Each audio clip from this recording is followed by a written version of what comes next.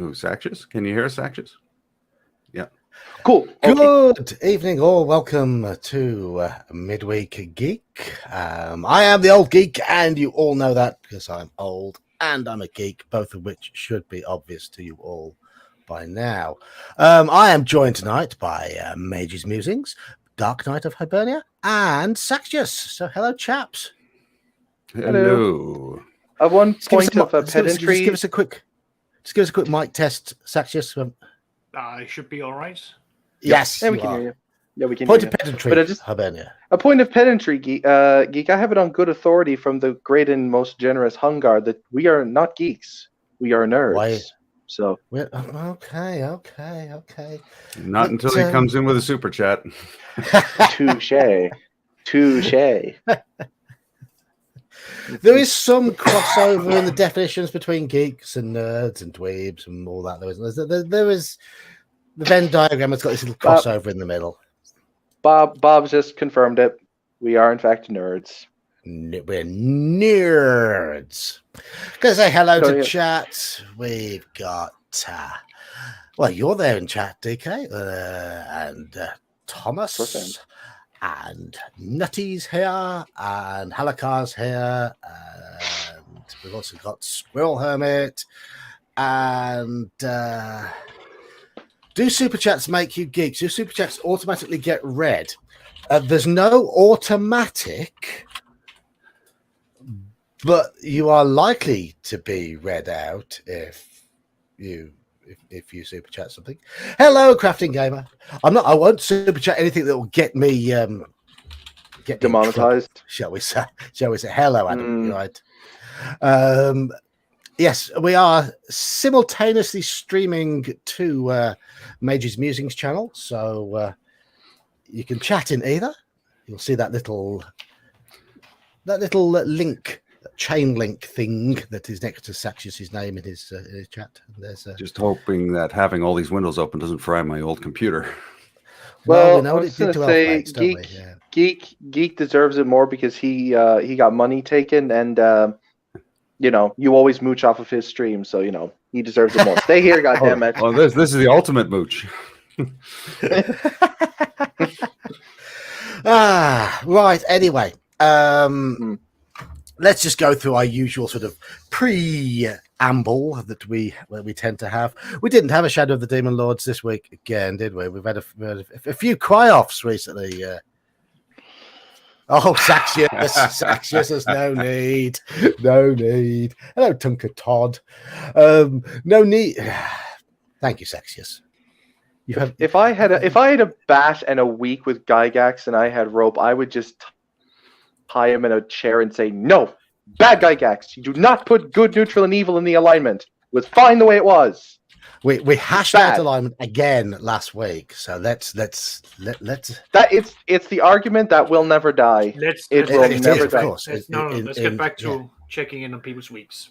Check in on yes. Thank you, Saxious. Yes. Right. So gaming. Shadow of the Demon Lords didn't happen again. We've got to get that. Come on, go in again. They are determined. They are absolutely determined to just throw us off topic. Thank you, Thomas. Thank you very much, Thomas. Geek is love and geek is life.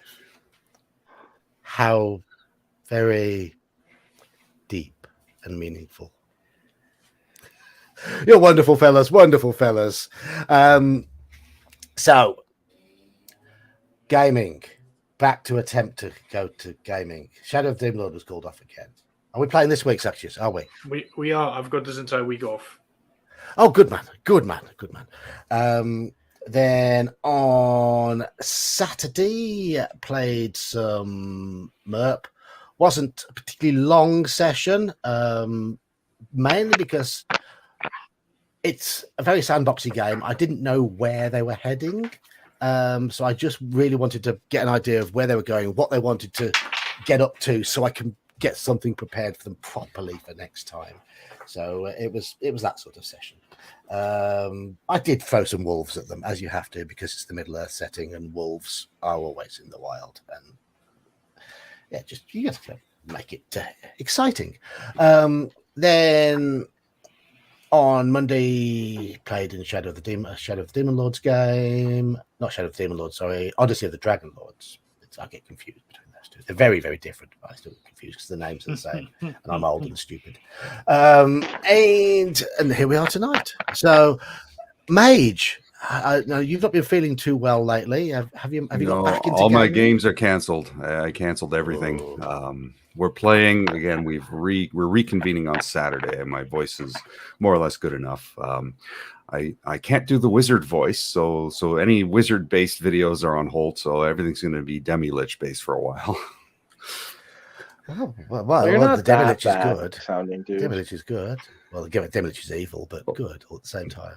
Well, it's amazing, DK, how much, when your throat is shredded, just adjusting your voice even a little just completely wrecks you. So Yeah. I actually figured out a kind of a suck-in voice when I do my liches.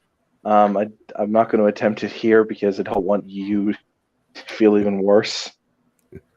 well, the cadence I use for Ace-Eric is easier. It's easier to do, and I use a voice modulator in editing, so it's a little easier. Whereas the puppet, the wizard voice, you cheat, don't you? You cheat like a singer using auto-tune. No, it's not cheating. It's okay. Evil creatures cheat. It's what they do. See, he looked at his character sheet, saw some useful equipment, and just used that. That's not cheating. He used a cantrip for voice modulation. Exactly. There we go. Whereas the wizard's voice is purely natural. I just do a voice, but it's a strain on the throat when my throat has been shredded from 2 weeks of coughing. So I will say now that one of the greatest vocal performances of all time, the live rendition of "The Sound of Silence" by Disturbed, the lead singer had a sore throat that day, so it's no excuse. I don't know. I like that song, but I mean, I really do like that song, but I hear people hype that thing up to no end. It's just. It just gets grating a little bit. It just gets a tiny bit grating on me but that's just because I'm weird and stubborn. I'm like, it's not that good. Thomas Bovo is calling a channel with a puppet lead a phony. Well, he called you a goddamn phony without the E, and then phony with many exclamation points. Well, that'll get into our whiskey spelling discussion, I guess. But yes, we do have to decide what is the correct spelling of whiskey. There is only one correct answer because it's with an E. It's without. I don't care what French people, Canadians have to say, or the Scottish have to say, because the Canadians are Frenchified Englishmen who fled England. The Scottish are Irish people who ran away from home. I'm going with the people spell it how you like, so long as I get to drink it. Yeah, but I don't like any whiskey anyway. It's a bad drink, so this is kind of a pointless argument anyway. If you refer to it as Scotch, it has to be spelled without an E. Yeah, but then just call it Scotch. Let us return to the topic. I was waiting for that. Well, to be fair, Saxis, this is literally what Geek. No. I've sat through 3 hours of last week's. It wasn't that bad. Come on. Last week we were talking about evil characters, and it was almost all about evil characters. Anyway, it felt very evil to me. It was an unintentional evil on my part. Now, on that note, DK, have you played at all recently?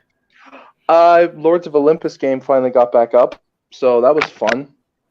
And I played in your OSC game. It was a lot of fun playing Skittles. Skittles, the half-elf paladin. Yeah, but it's the most recent D&D game I played, so you know.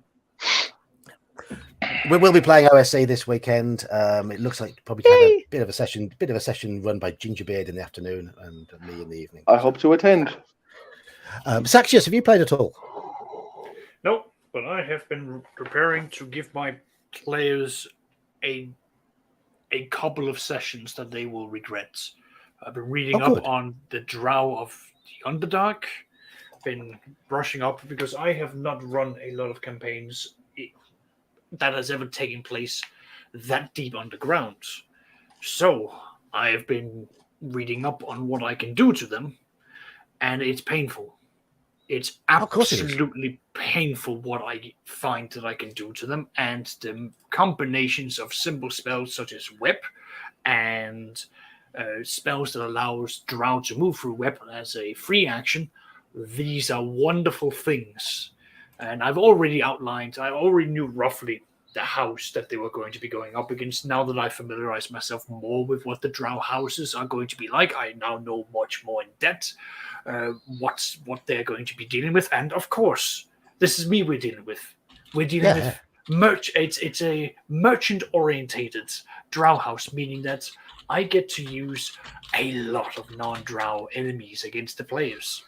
And question, does Dritz show up? I'm not playing in Forgotten Realms. Oh, okay. I'm using my own world. So I've got a different twist on the entire thing. Like the deeper down you go in my world, in reality, it's supposed to get warmer. In my world, it gets extremely cold because at the center of the planet is a prison where they are holding back the most foul and pure evil creature known to exist. And the deeper down you go, the closer you come to that creature, meaning it gets cold. So it only becomes warmer when you starts getting towards pockets of magma. That creature is, of course, some avatar of Tharisdan. Who's that again?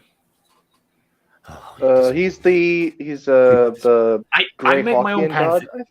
I literally make my own pantheon. Every time I make a game, I build everything from scratch, and that's how I've been doing it this entire time. That's absolutely fine. I actually kind of like that idea, Saxis, that it gets colder the further down you go. It's like the Inferno. I like that. Yeah, so you get closer towards the god called Tion. Tion is the god of all evil, everything antithesis to life and balance. He was originally the first god who created the universes, but he then, every time he would create something, he would have to give up a part of himself, which then manifested into other gods. Ergo, the current pantheon exists, and he left himself a husk and a hateful being that all of his children loved, but because of how hateful he was and how he tried to destroy what he had created and what they were creating, they basically had to go, "Oh no, Dad, you're becoming senile. Just go into this retirement home, please." And we've convinced a titan to come and watch over you, to make sure that you don't go on a rampage and destroy the multiverse.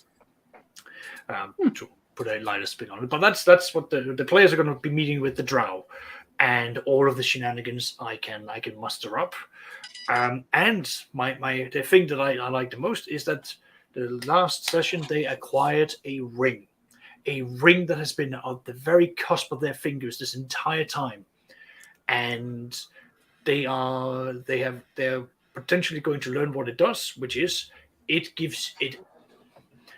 doesn't change your no. It doesn't change your alignment. It's not like a helmet of alignment change, but it allows you to protrude or portray the energies of an opposing alignment, meaning wielding this for short periods of time means you get access to evil designed weapons or access to evil designed areas in the world. So it's a ring of false alignment?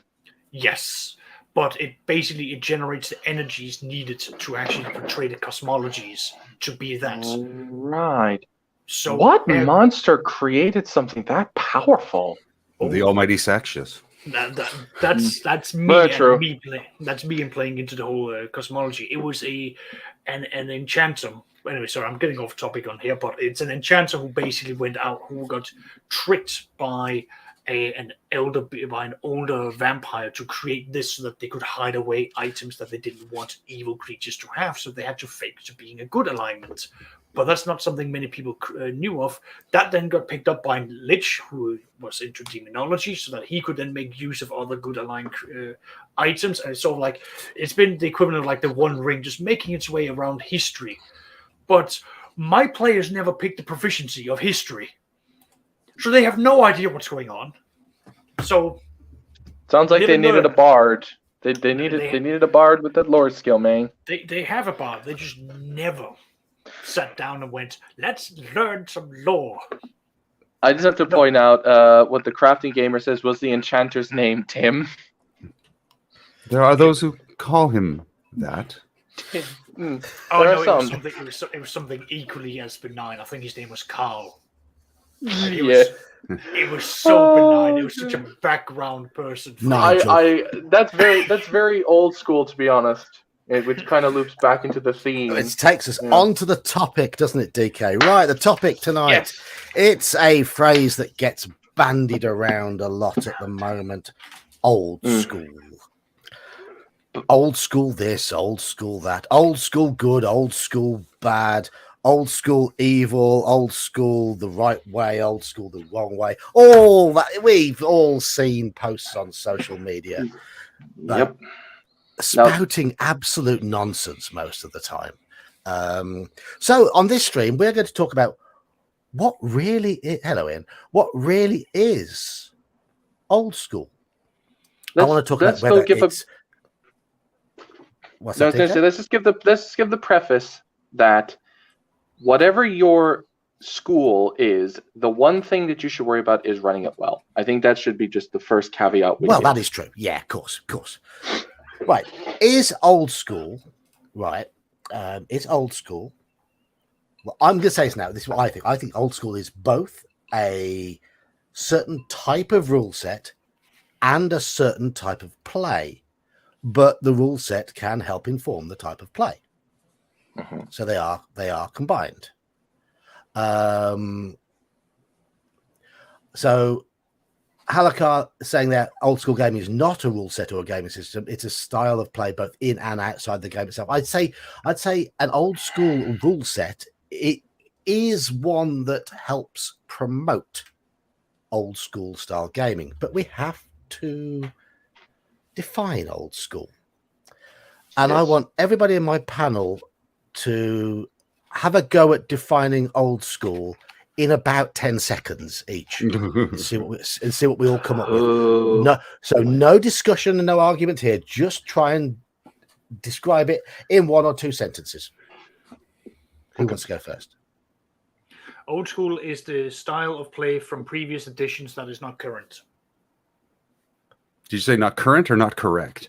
Not current. Current. Okay. I was going to say, ooh, that's opening a can of worms. Mage, Mage, do you want to give it next? Yeah, I would say old school style is more.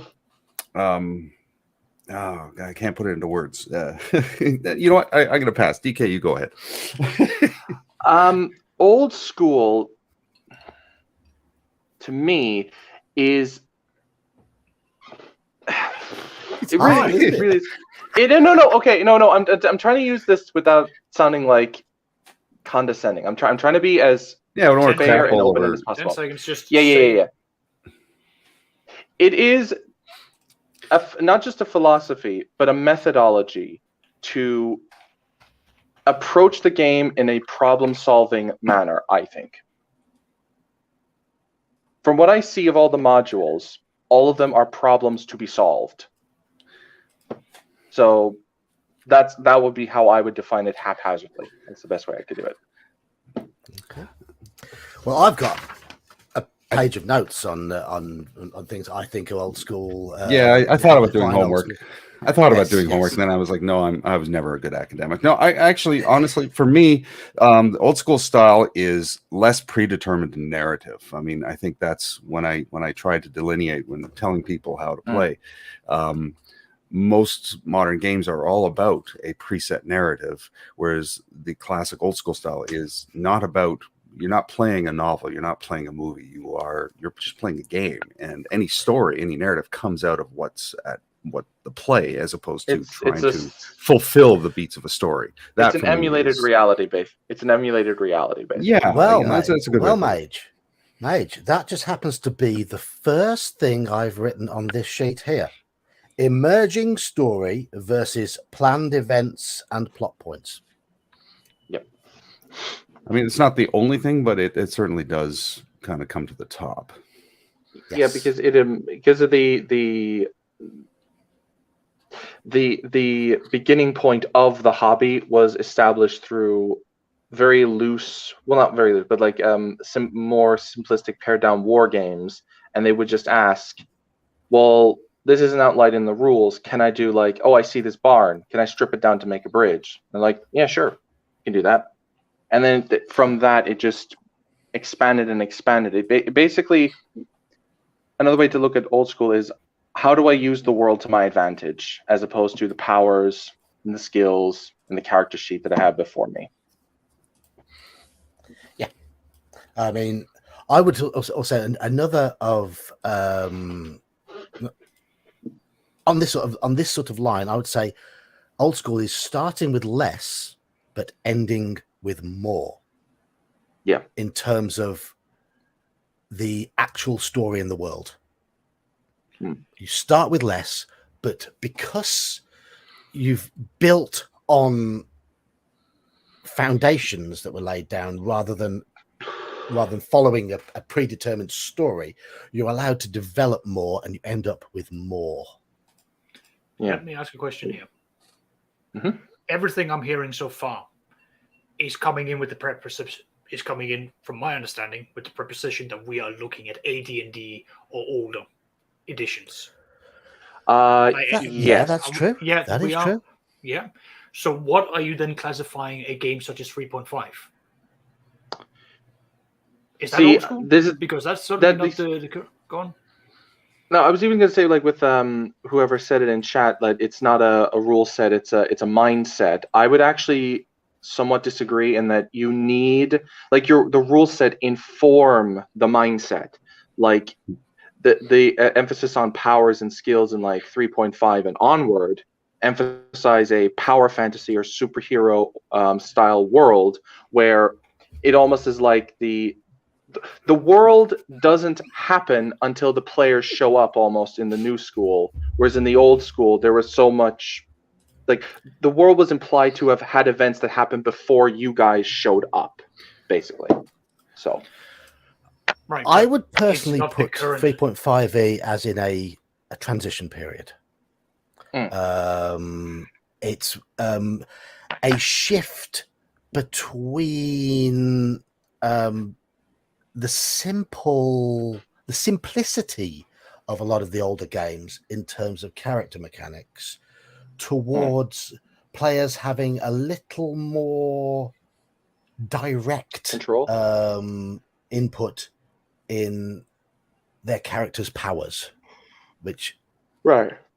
Well, here is where my argument is coming from, because again, what I am hearing so far is that all of these arguments coming back to the whole idea of where AD&D and older editions, basic, advanced, whatever you want to refer to them as, it came with the mindset of, you've got your basic character sheet. You, as in the player, you need to develop the skills, the knowledge, the insights to then start overcoming problems. And then that's what I am picking up from here.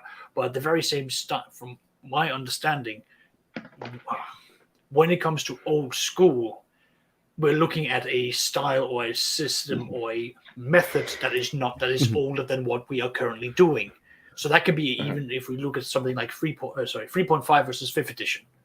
3.5 is going to be considered an old school method of running the game, playing the game, having that mentality. So I think, for the sake of us having this whole discussion, at the very least, it's the majority of what everyone here is saying, at least in a form of agreement, is that we are focusing very specifically on the mentality that was fostered in 2nd edition and older edition. We're looking at the play styles that those rules and the flexibility and the systems generated, and we are specifically looking into rules versus play styles of that specific era, rather than just going, age-wise.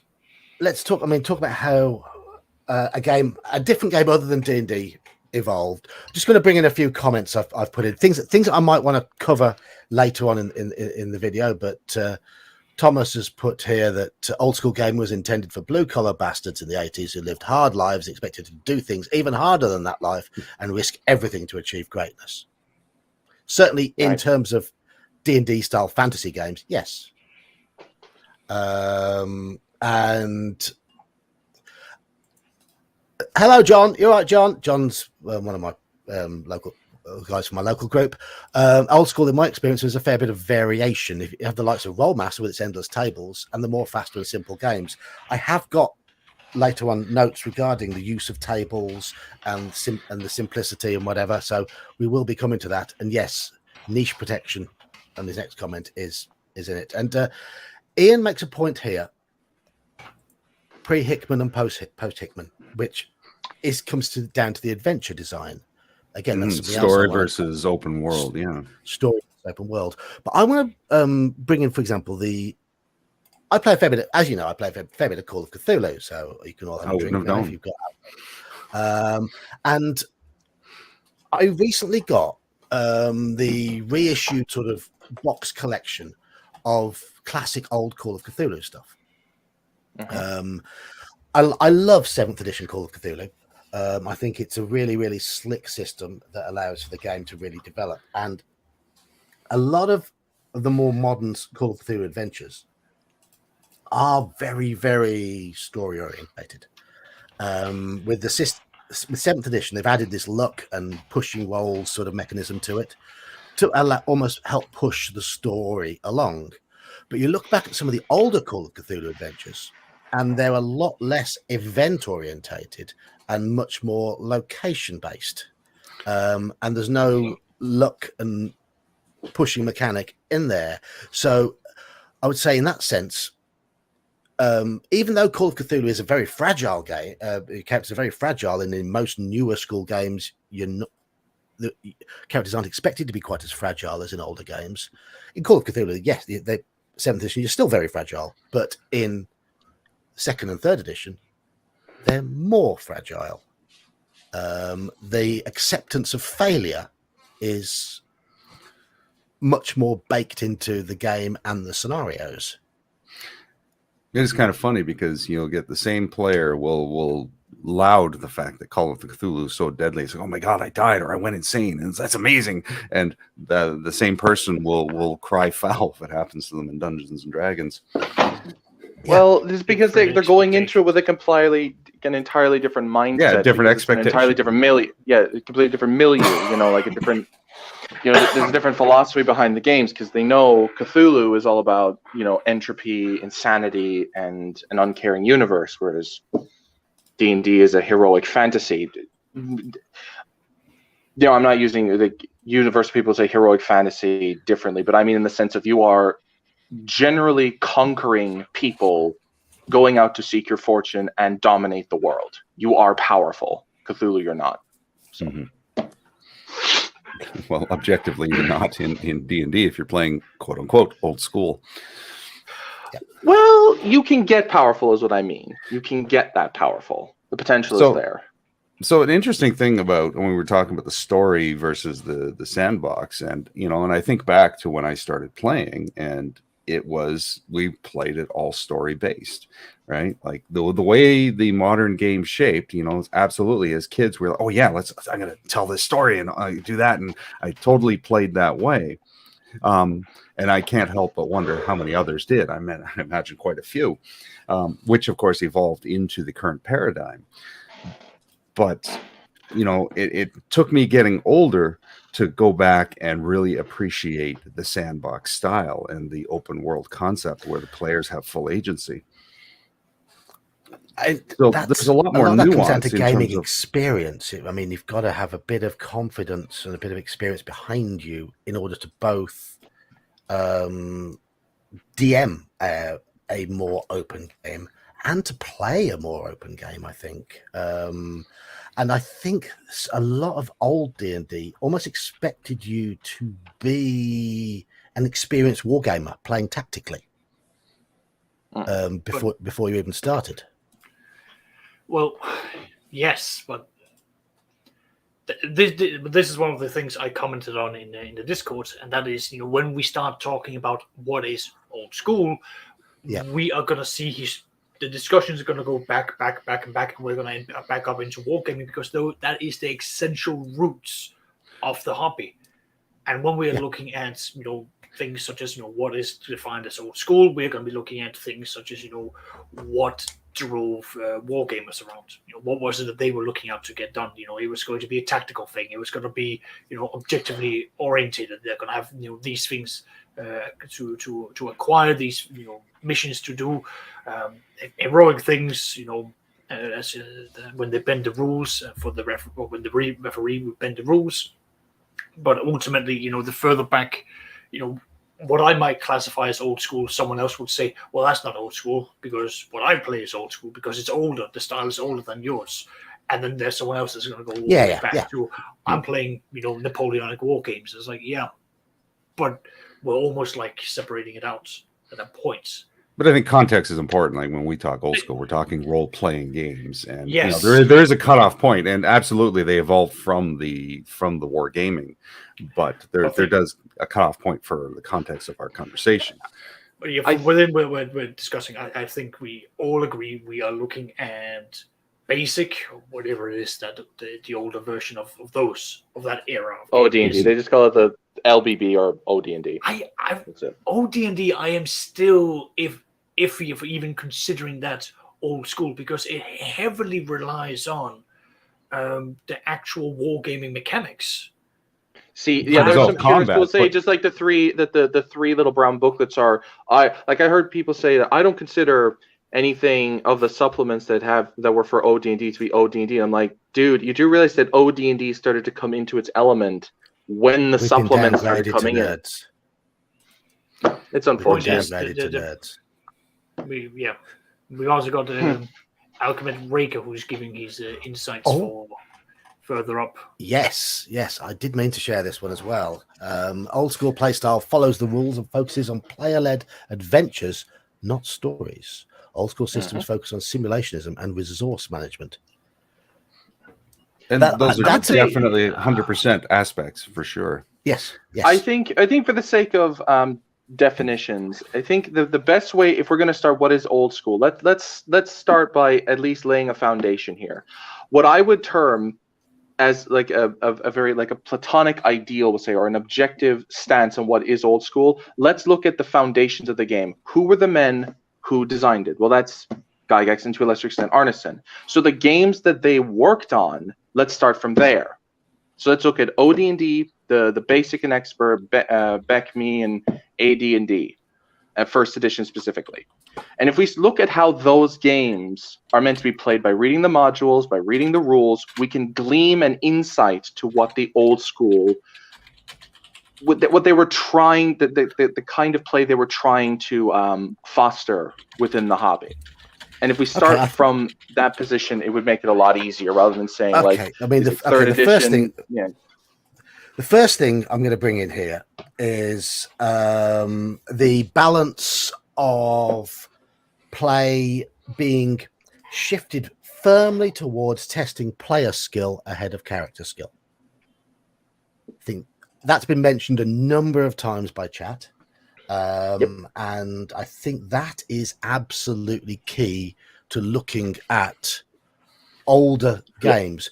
However, even the newer version of Call of Cthulhu, your players need to be skillful in order to do a thing, to complete the adventure, but in a different way.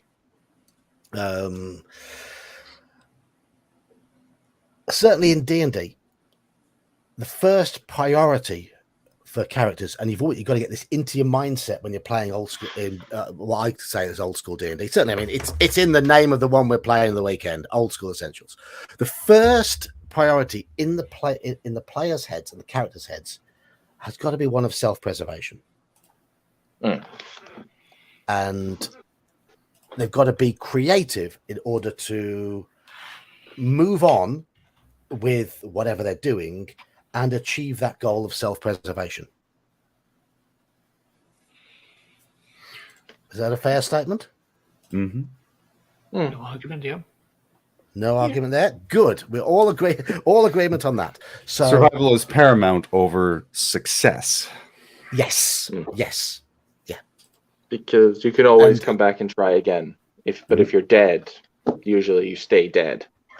Usually. And certainly looking at newer the newer adventures and all the nonsense that happens on Twitter and Facebook and Reddit and whatever.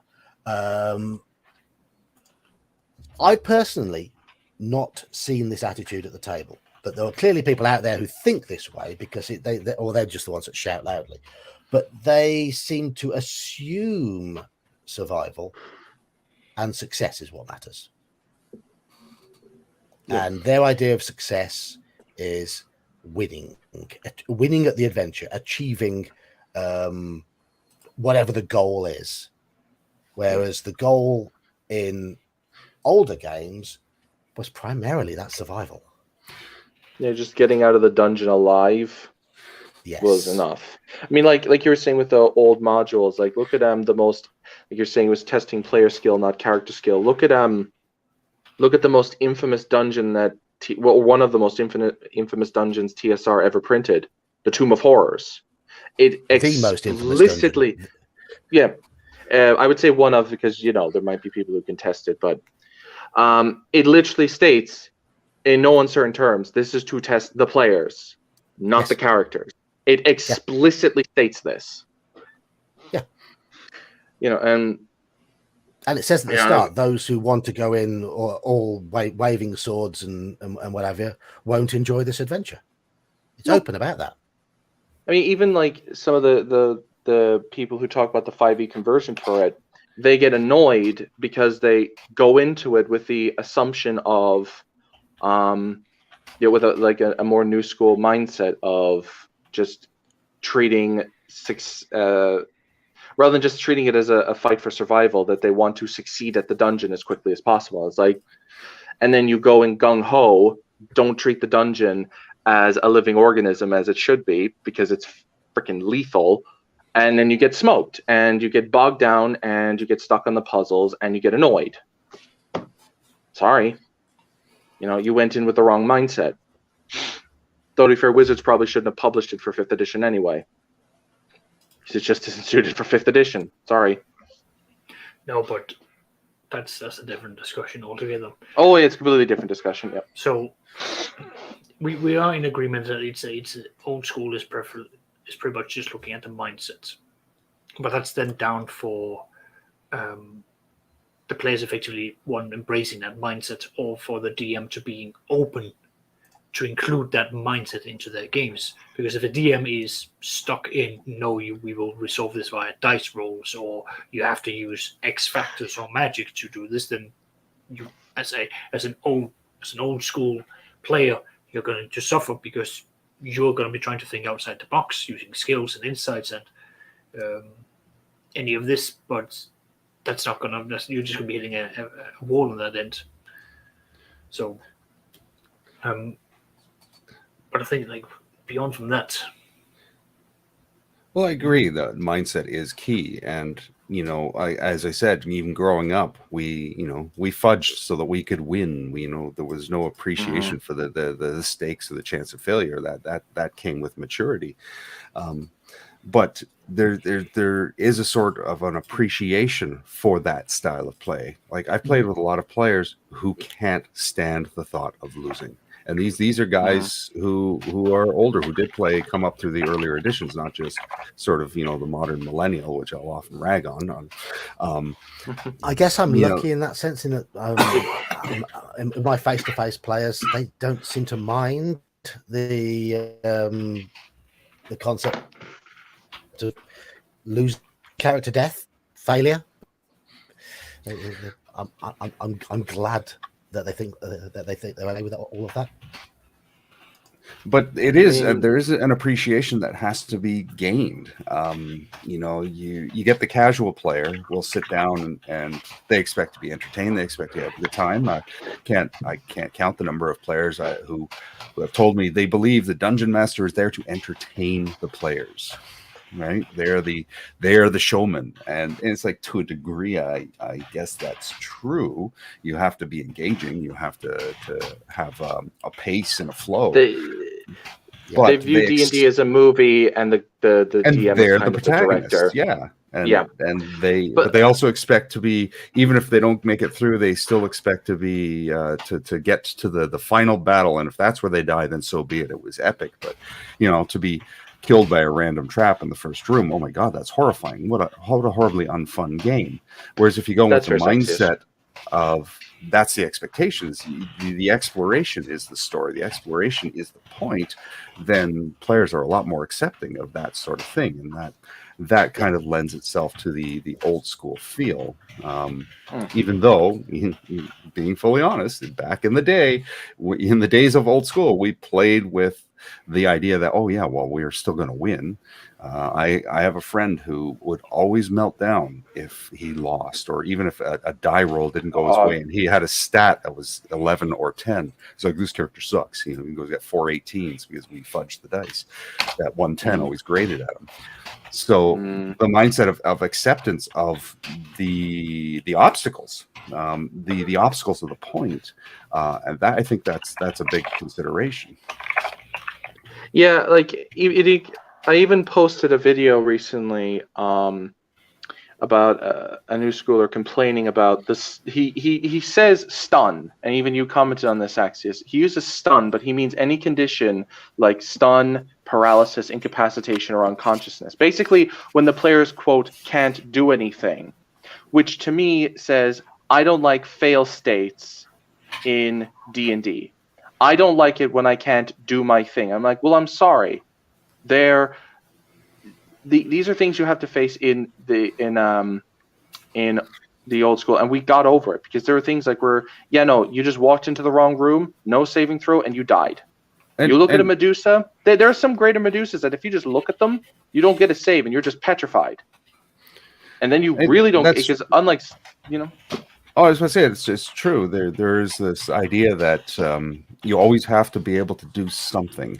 I've had players complain about being first level mages. It's like, well, you wanted to be a mage, yeah, but I use my one spell, and then I'm useless, right? It's like, well, no, you're not useless. Are you a person at the table with a mind? Then you're never useless.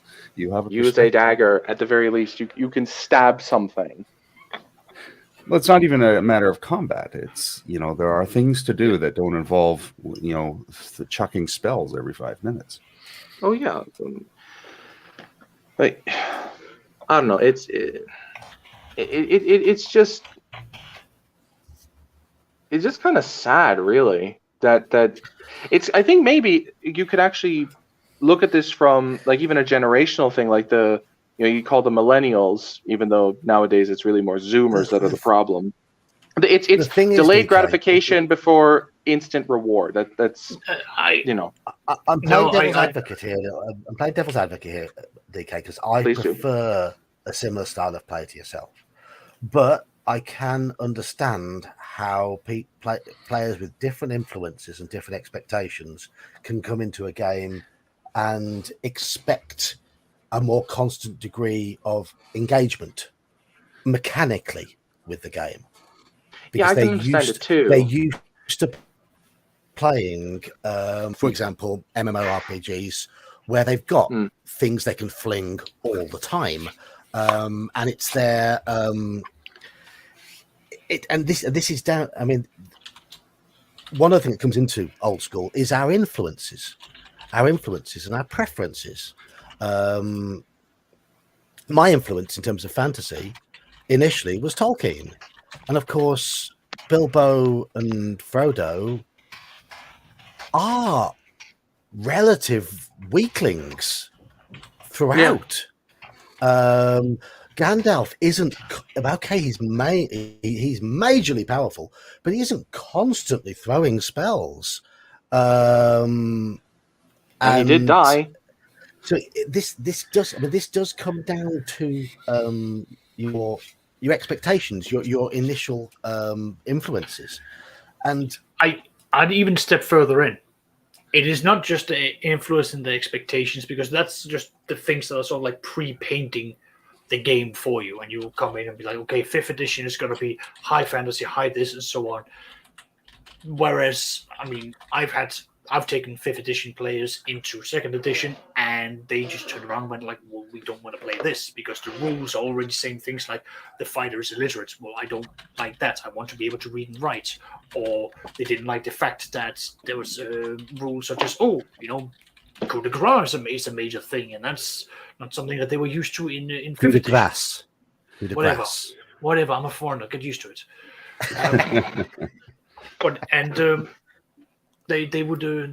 They more or less just turned around and went like, okay, well, this is not the system or the game style that we want, and then that's cool enough. And then there you go.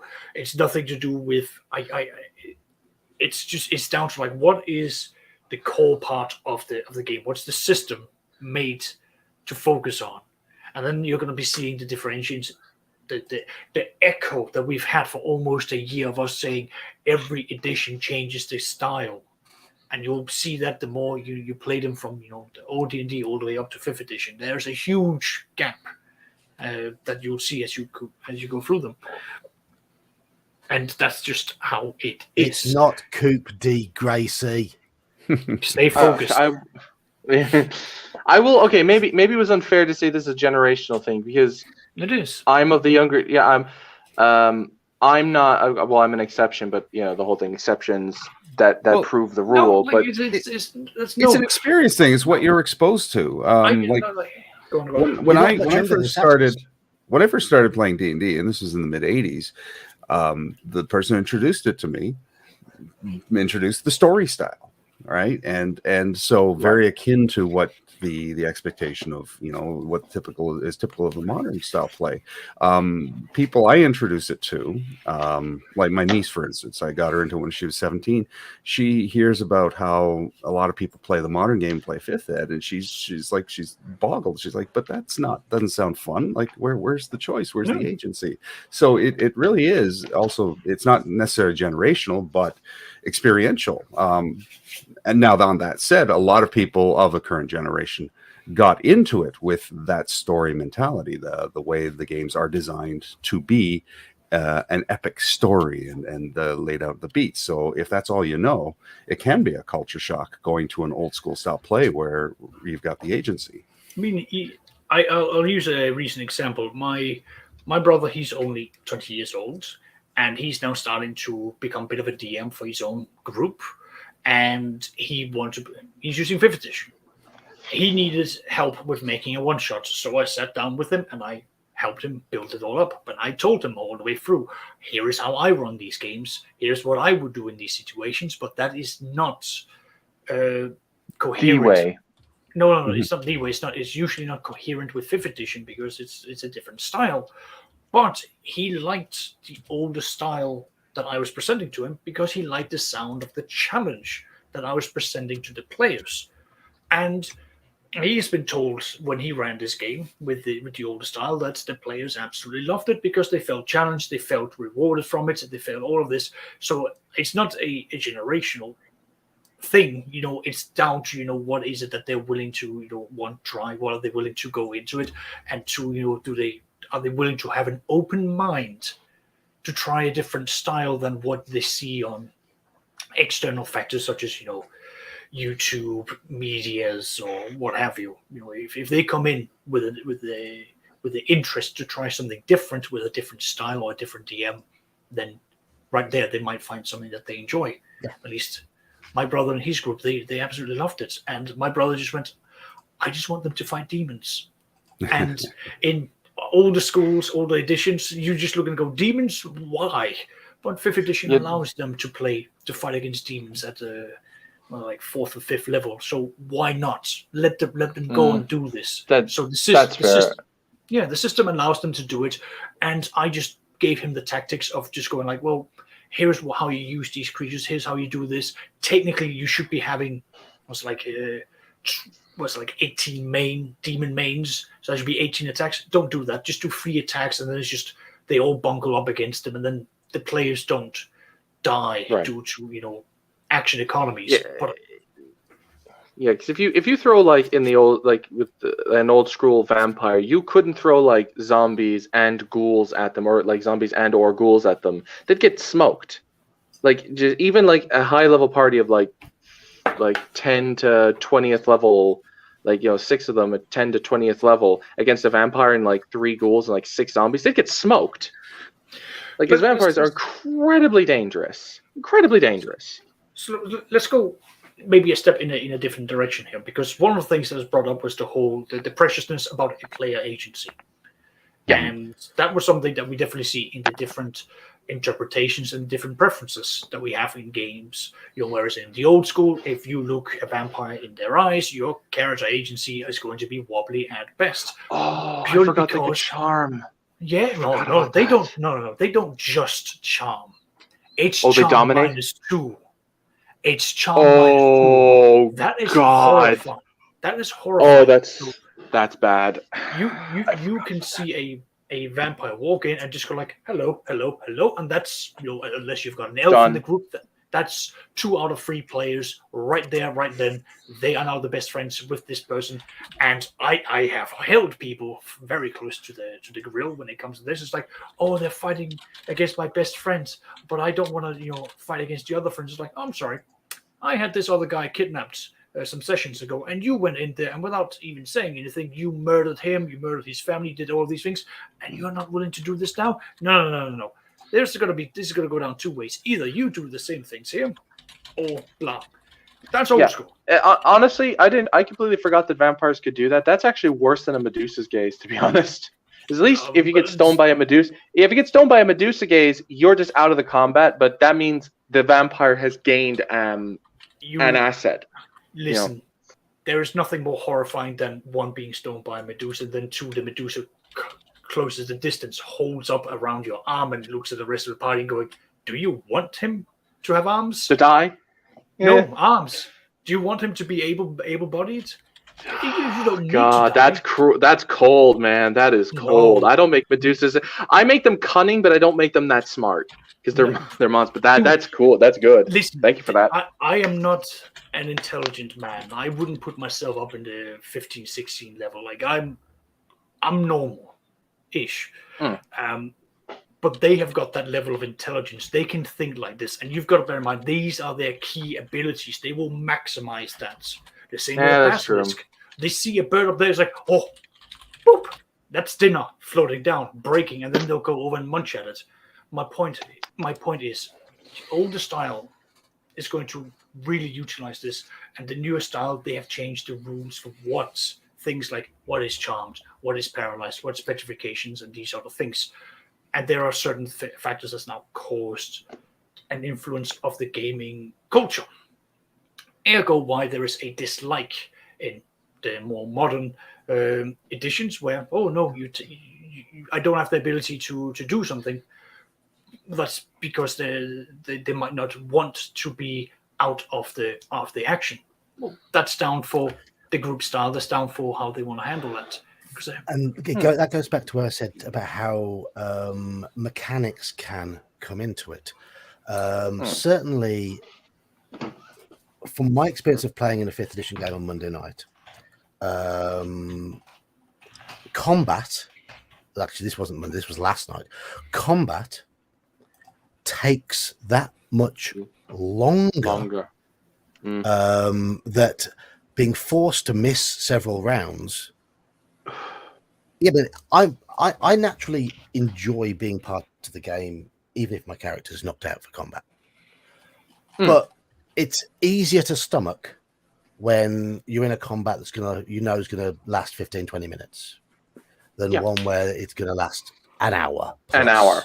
Yeah, like even the video I posted, he even said this. Yeah, he even said this. And that's where the mechanics of the game and the way that combat flows comes into the expectations of the players, and it helps define the style of play. But we've covered emerging story versus planned events and plot points, with old school being the emerging story. Like I said, it's often starting with less but ending with more, versus the newer style of people having more extensive backgrounds, a more fleshed out story to follow. But do you end up with more at the end of it? Arguably, I would say possibly not. I'm going to move on to now the assumption of balance, because that comes into the definition of old school and newer school. Old school games, make a statement now, old school games did not assume mechanical balance. They did not assume perfectly balanced encounters. And the decision of running and fleeing, fighting or fleeing, was very, very much part of the player skill over the character skill. It was up for the players to work out when was the time to run. No one to hold them, no one to fold them. Exactly. And certainly modern systems, and I would say this really came in from about 3.5e, because when they noticed there were real balance issues with 3rd edition, that's why they produced 3.5. And then they moved on to 4th edition, which was arguably inarguably the most balanced edition, but it introduced a blandness to the characters. And then 5th edition pulls that back a little bit from that, but there's still the assumption that things are going to be very balanced. And in doing that, I'm going to go back to something that Jonathan mentioned earlier. We've lost quite a lot of our niche protection, because the emphasis is now on balance, and you've got a lot of characters that can do a little bit of this, a little bit of that, things can fall back on that. Back in certainly the older days of D&D, you were meant to try and achieve the balance by covering the niches in the party. And it was on the players to decide how those niches were covered there. And each character class had very distinct niches. Much less so nowadays. Yeah, the wizard was your nuclear option. The fighter was basically they were the ones who did the most overall damage throughout the entire, because they were the most likely to hit. When they reached a certain level, the wizards would take over that mantle, but then it became the fighter's role to protect the wizards, to keep them alive. Yeah. And they got in for chip damage every so often. And you got your cleric to deal with the undead and buffing abilities, and you've got your thief who handles the skills and scouting. That's their job.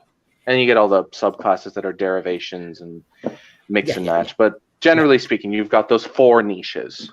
But that's the thing is, the classes were not balanced for fighting each other, and that seems to be what they've done in modern editions. Is like if the balance of the classes were to come into conflict, they have to be balanced. So a 20th level fighter and a 20th level wizard will still be equal. I mean, pit a 20th level druid who can wild shape into a dragon, or a shape change into a dragon, versus a 20th level barbarian, and tell me about balance. Well, yeah, whether or not they succeeded is a whole other discussion. But the fact that they were trying to say that this is what we'll go for, and it's like that's a fool's chase. Like there's no need for that sort of thing.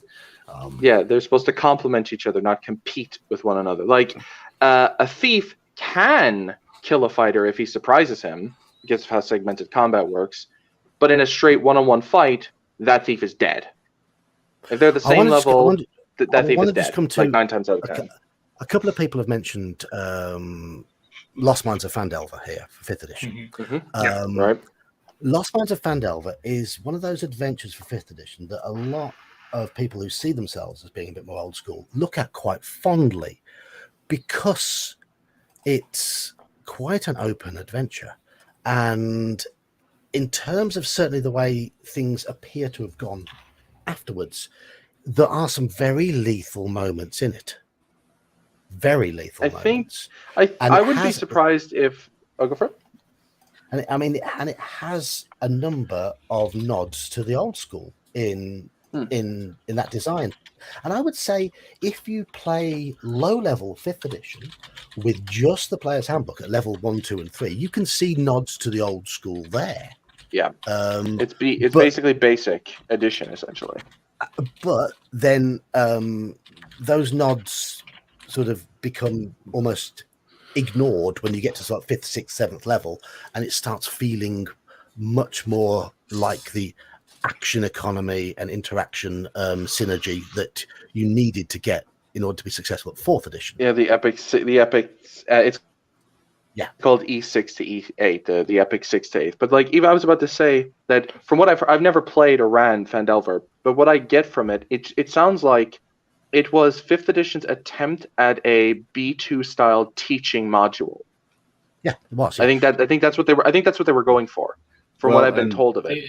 Look at the result. It's one of the highest regarded 5th edition adventures. Of course. That yes, and Curse yeah. of Strahd, but with good reason. that's just based on with good reason. Yeah. And I think it's noticeable here that when you do look at the rankings of the certainly the Wizards of the Coast 5th edition adventures, which ones get ranked consistently the highest? They are Phandelver does, because it's got that nod to the old school, and the ones that get ranked really highly are the ones that are conversions and developments of older adventures. Of the old, yeah. As you said, Curse of Strahd, Ghosts of Saltmarsh, and there's certainly some good conversions in Tales from the Yawning Portal.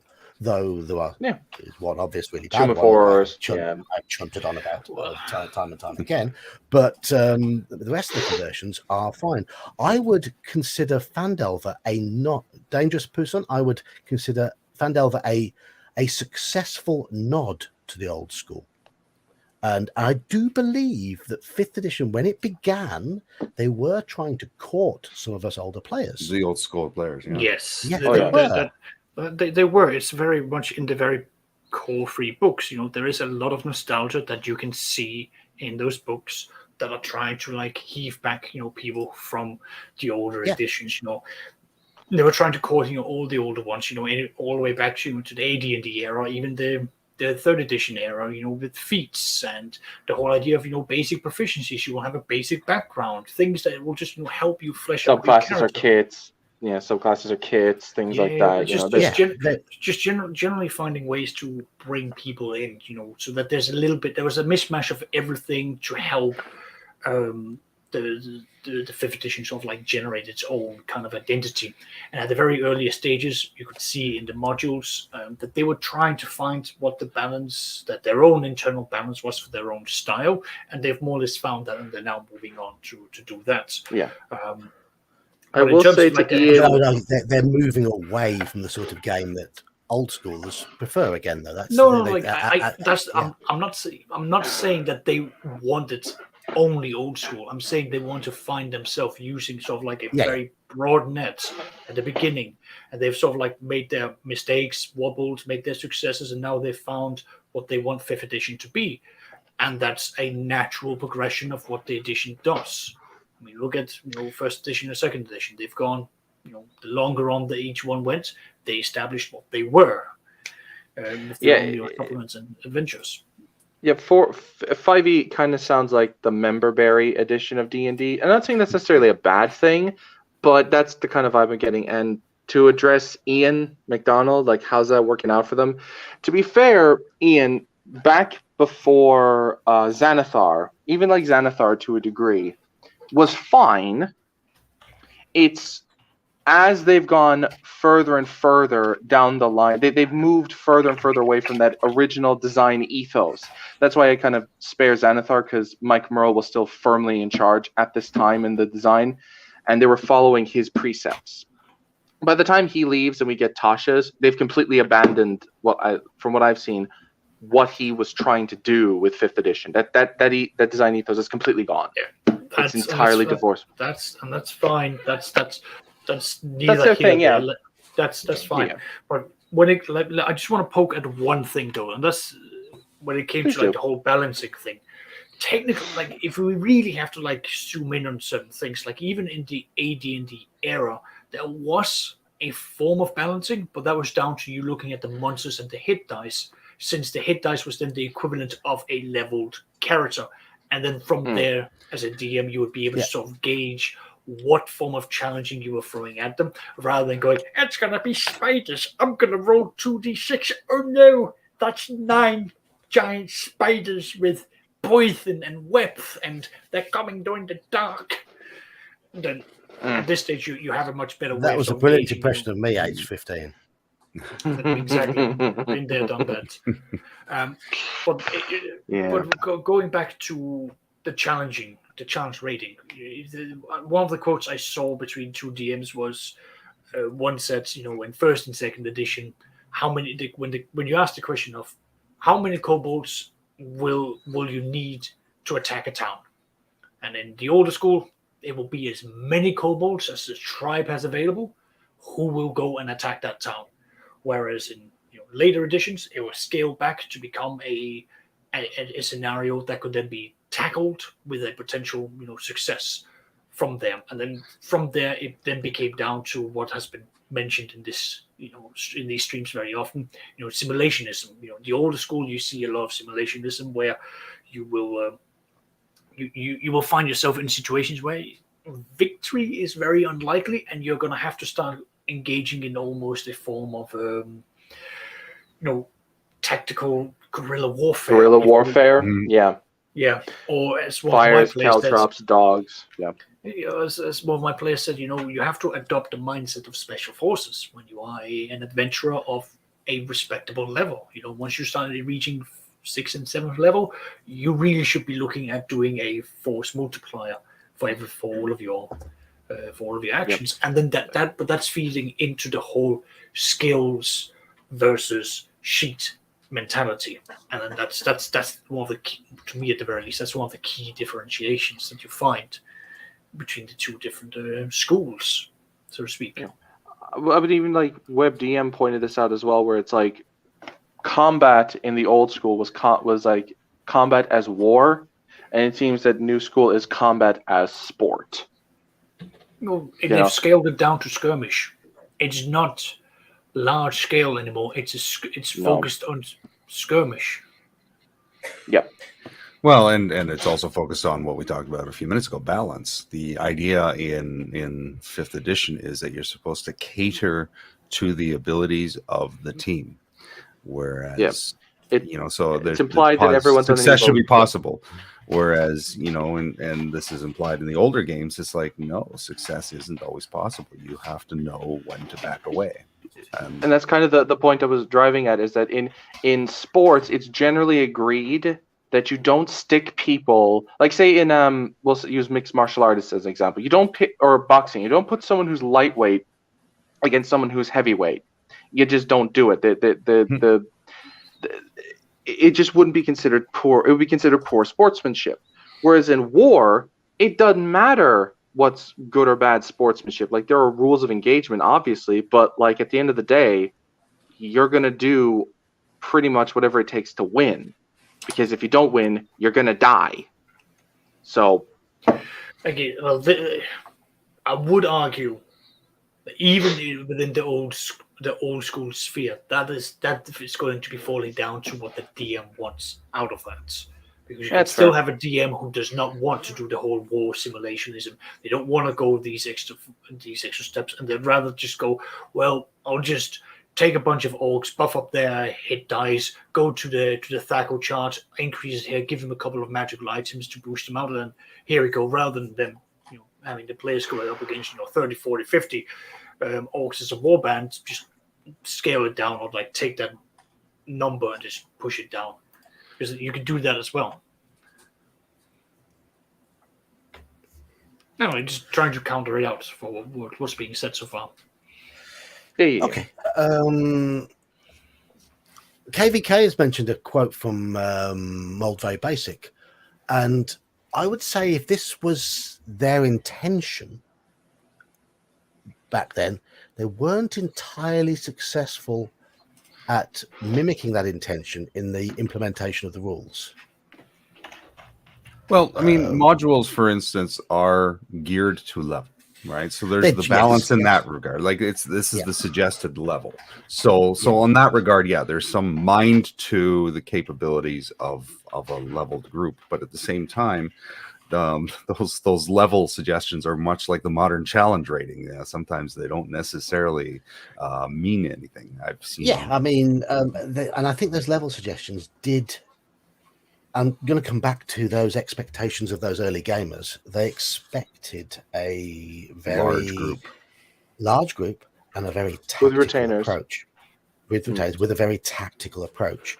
There wasn't the expectation in the modules that the party would take on almost everything in there head on. Right. But I think that is the change in expectation. Certainly from what I've seen of people playing in 5th edition games that I've either run or played in, there are quite a lot of players who it's like, see fight, join it. Because we expect to be able to win. And there's often an expectation that you'll be able to run a module like a gauntlet. You just push through like a video game, as opposed to having to chip at it bit by bit. Excuse me. Yeah, chipping away. Yeah, but yeah, I think KVK has expanded on that here. And the point is the balance is between risk and reward. Yeah, that's right. Yeah, not between the players and the monsters, because obviously, going back to the whole simulationist thing. If you're going to enter a goblin lair, you're going to expect a lot of goblins. You're not going to expect the DM to think, okay, there's 5 first level characters, so we're going to put 4 goblins in that room, 4 goblins in that room, 4 goblins in that room, 4 goblins in that room, because that's they're going to be wandering. Yeah, they're going to be moving around. They're going to be reacting. Placement's important for that. And just to. And if the DM does throw a curveball and put something in there, like you wouldn't expect, like say the goblins are worshipping Mind Flare, like there's say an Elder Brain in there, just pulling something out of a hat. There will be signs. There will be signs that there will be something else in the dungeon. Maybe it's deeper in the dungeon, but as you go deeper in the dungeon, you'll find signs of corpses with their brains like scooped out, or there'll be little tadpoles running about, and you'll be like, "That's weird." And then experienced player go, "This is an illithid." So, yeah. The last 5th edition campaign I ran, I did say to the players beforehand, and this campaign ended up being dubbed John Souls because of the amount of deaths that happened at low levels. But I did say to them at the beginning that this will not be balanced in the way you might expect. And my party found a lair, a Svart lair, and I designed the lair so that they would be able to pick things off around the edges, thinking tactically, thinking carefully. But what happened? No, they charged straight into the middle of the lair, expecting things to be beatable, and they died. Those are lessons they have to learn. A lesson they had to learn. Yeah.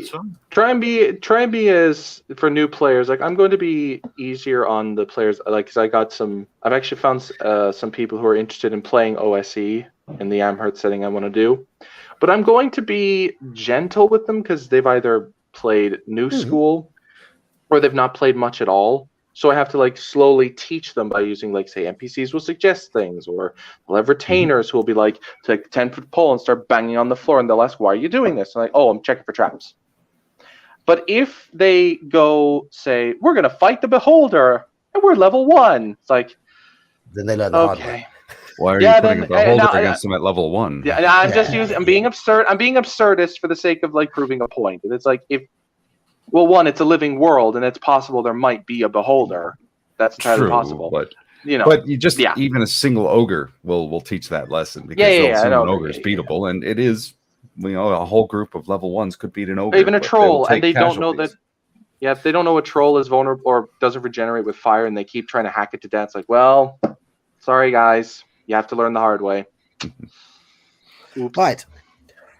Next thing on my list of things to go through here, I've got mechanics here, because obviously there is an old school way of presenting and incorporating mechanics into the game, and I've written down here old school does not usually a unified mechanic.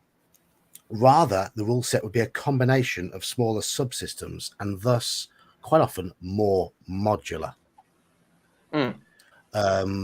That to me made things like earlier D&D easier to tweak because everything wasn't all tied in to one unified mechanic. Well, one of the key sayings that gets thrown around is rulings over rules, right? And the expectation was that sometimes the DM was going to override a rule in a given situation. Or if there wasn't a rule laid out for everything, yes, They would just add it in. You had to do something. You had to make a call on the spot. Yeah, but the thing was that it was consistent. You had to consistently apply those rules, the changes or the filling in of the gap. It would help, definitely consistent. But for we'll look at third edition onward. Third edition had a bloody rule Codified for everything. Yeah, because they had to codify everything. They codified everything. There's also like decades worth of rulings from the Dragon magazines, the Dungeon magazines, the books. There was a multitude, a plethora of pre-made rules and house rules that was then codified, which when TSR was bought over by Wizards of the Coast, they wanted to make their own system, but they didn't want to go out of their way to then make it too alien. I mean, that's why you had, the player's options building up towards what became third edition. So the painting was on the wall by the time third edition came out. Just follow the trail. But all of this wasn't really my point of my statement. And my point of my statement was the idea that certainly in AD&D,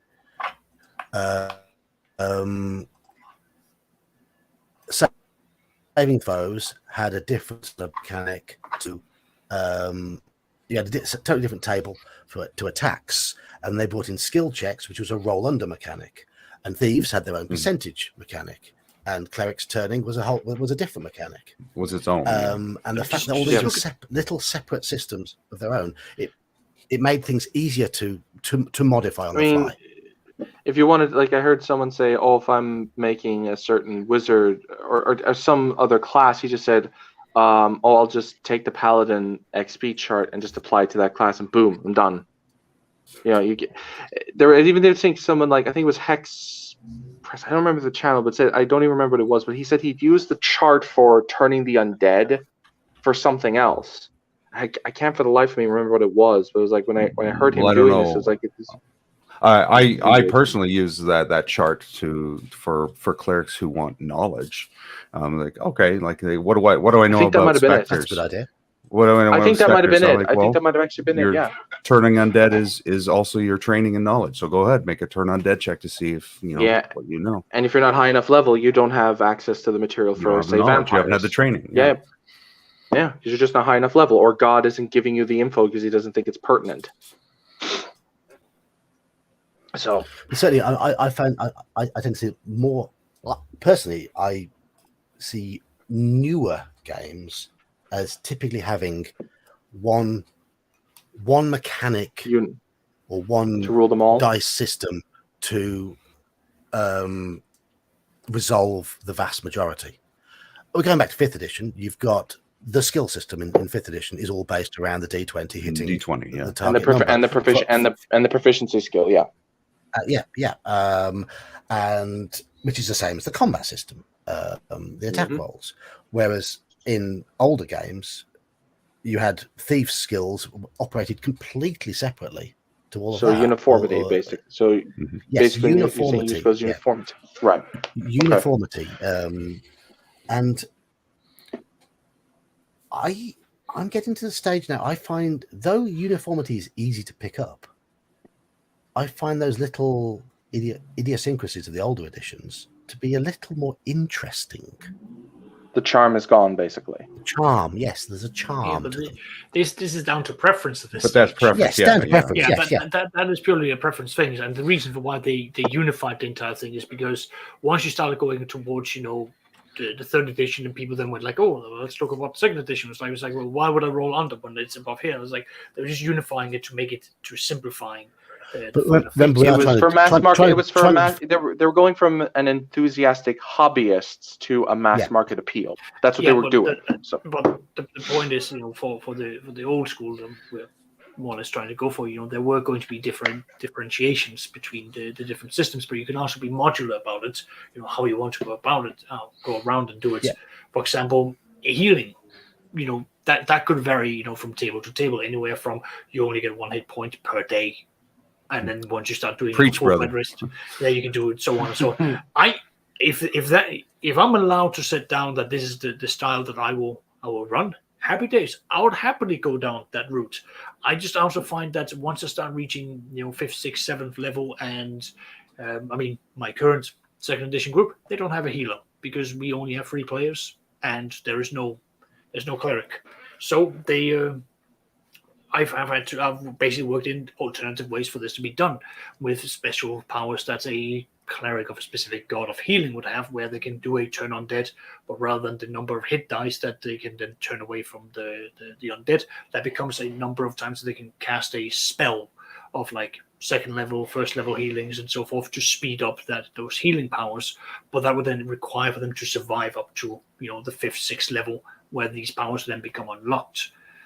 To again give that's a house rule to be more specific, but it's a way to sort of like play into how the healing can be either sped up, slowed down, or tinkered with, but it's still within a system that can at least be easily implemented. And the older school, it's modular in that sense. Is that in terms of defining old school? Because the whole point of this stream is what is old school. What is old school? Yeah, see, I don't mind. I don't mind the idea that game design has evolved, and so they're presenting something that is easily grasped, and because I fully believe that 5e can be played in an old school style, the older ways without impacting. It's just a little work, but it does. The evolution of the rules doesn't necessarily negate an old school style of play. Even though the mechanics themselves aren't what we would class right and old school. By this definition. Even you and I were talking about this with Omenal, like after the last stream, Sean, about when we were talking about THACO and how that requires play. Like, I'll never buy into it unless I have to. If I'm ever running a game and I have the choice, I'll always use Ascending Armor class. It's just what I'm used to. I just don't like the. I know the mantra of THACO minus die roll equals armor class hit. I know this. I get this, but it's just. I just find it easier to just go roll once, and if you hit the target number, because I can literally just say if you roll and you would hit with just the roll, why do you need to add the modifiers after the fact? There's nothing wrong with that, and like I said to you before, like THACO has its own advantages. No, it does, yeah. Like I'll use whatever this is. If I'm playing a game that's all ascending, then I'll use that.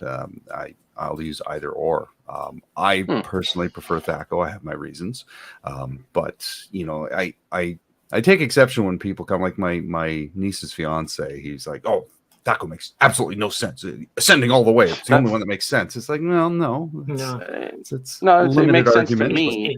It's basic math at the end of the day. It's math at the end of the day, yeah. The entire game is based around math. Like, just exactly. It's all number. It's a number crunch game.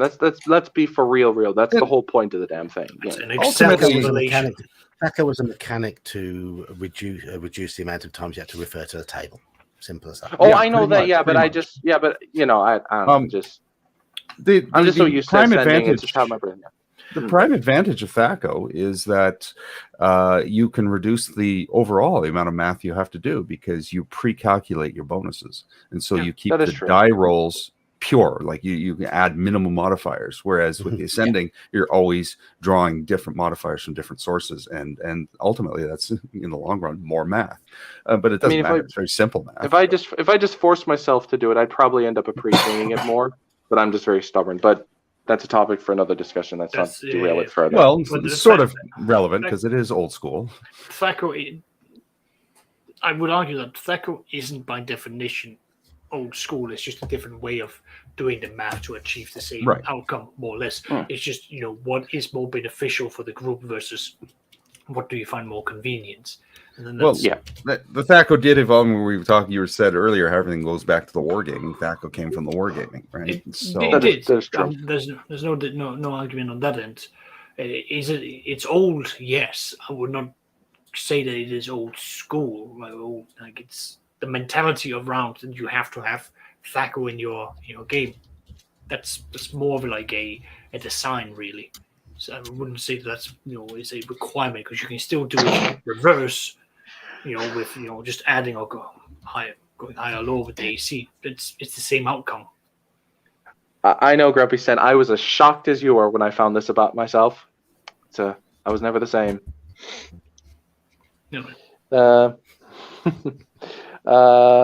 Spells. No, Anyway, so yeah, that point spells. didn't really raise as much discussion as I thought. Yeah. But spells in the old What about school.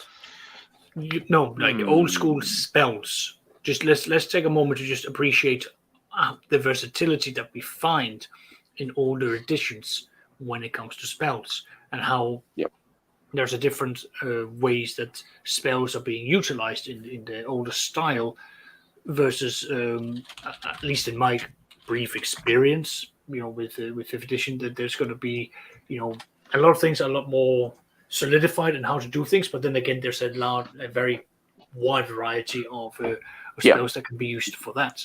Excuse me a moment. Yeah, of course.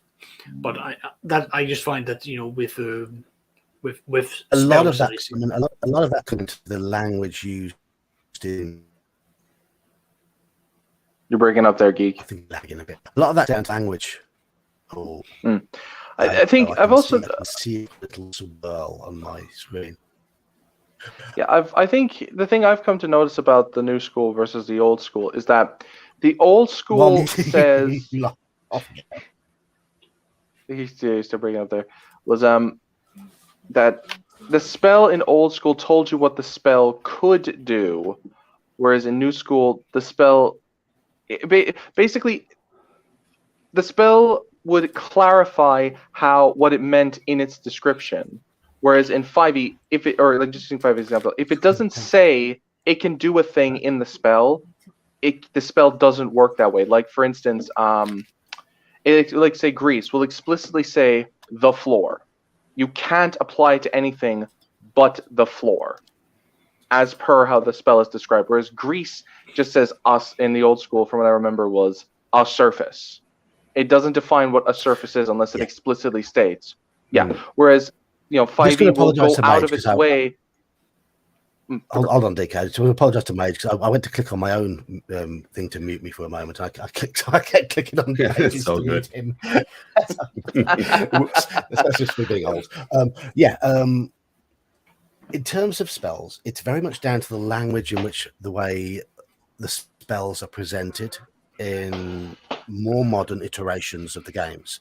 The language is a lot more precise, a lot more specific.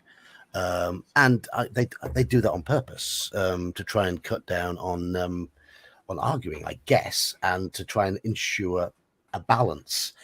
But certainly, yes, in the older games, and the older games are what we tend to refer to as the old school, the vagaries in the language, the way the spells were presented, and the variability in the potency of various spells at various levels certainly brought in a more imaginative approach to spellcasting. But Dangerous Pousson is right here saying pending DM subjectivity, because the DM's approach to running the game influenced it massively.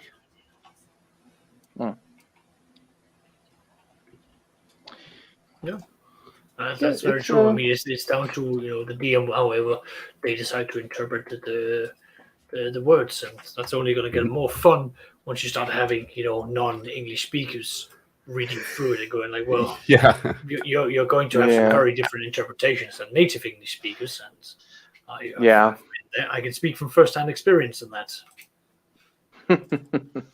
But it also comes down to not even just how spell descriptions work, but how spell like magic operates in combat.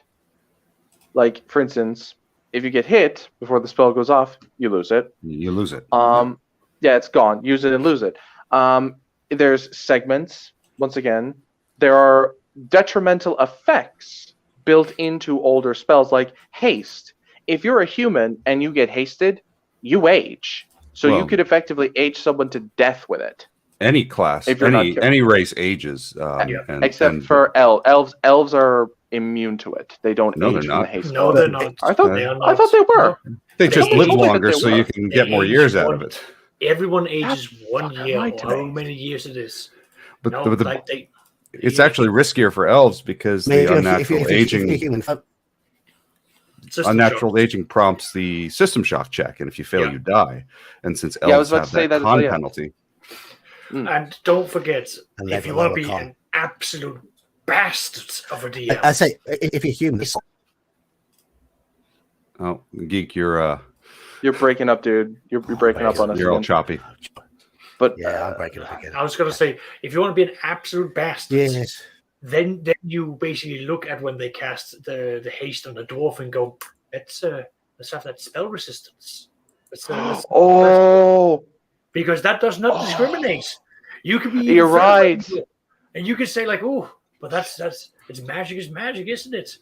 Let's see that resistance to those healings. would you apply that to? Would you apply that to heal? Would you apply that to like healing spells as well for a dwarf?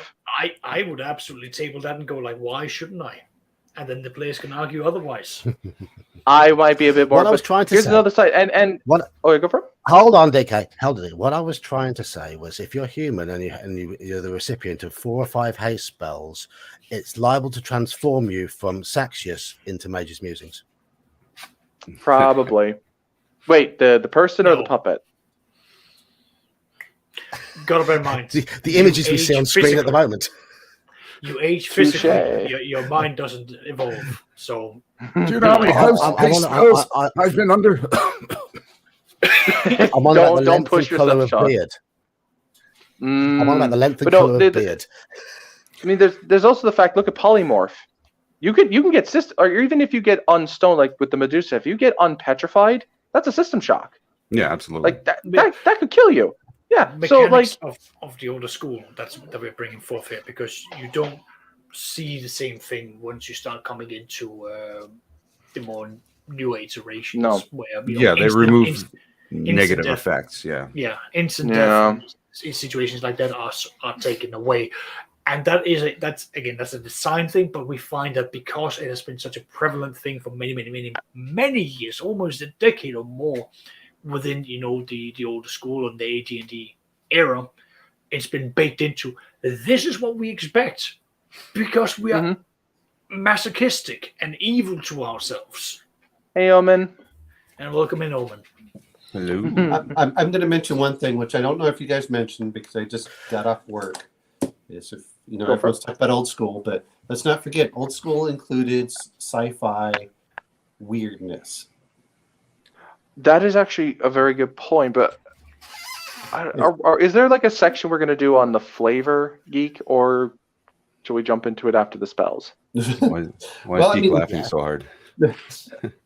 But I mean, Yes, but you talk about the spells. Because I like the spells from the old stuff. It allowed so much freedom, and it encouraged players to think in non-linearly. But Expedition to the Barrier Peaks, anyone?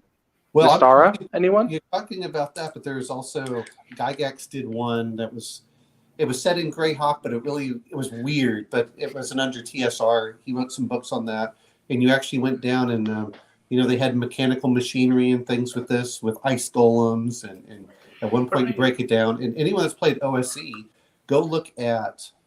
Anyway, but I really do enjoy the spell aspect, and you can tell that flavor comes from the Michael Moorcock and things like that of And Dying Earth and yeah.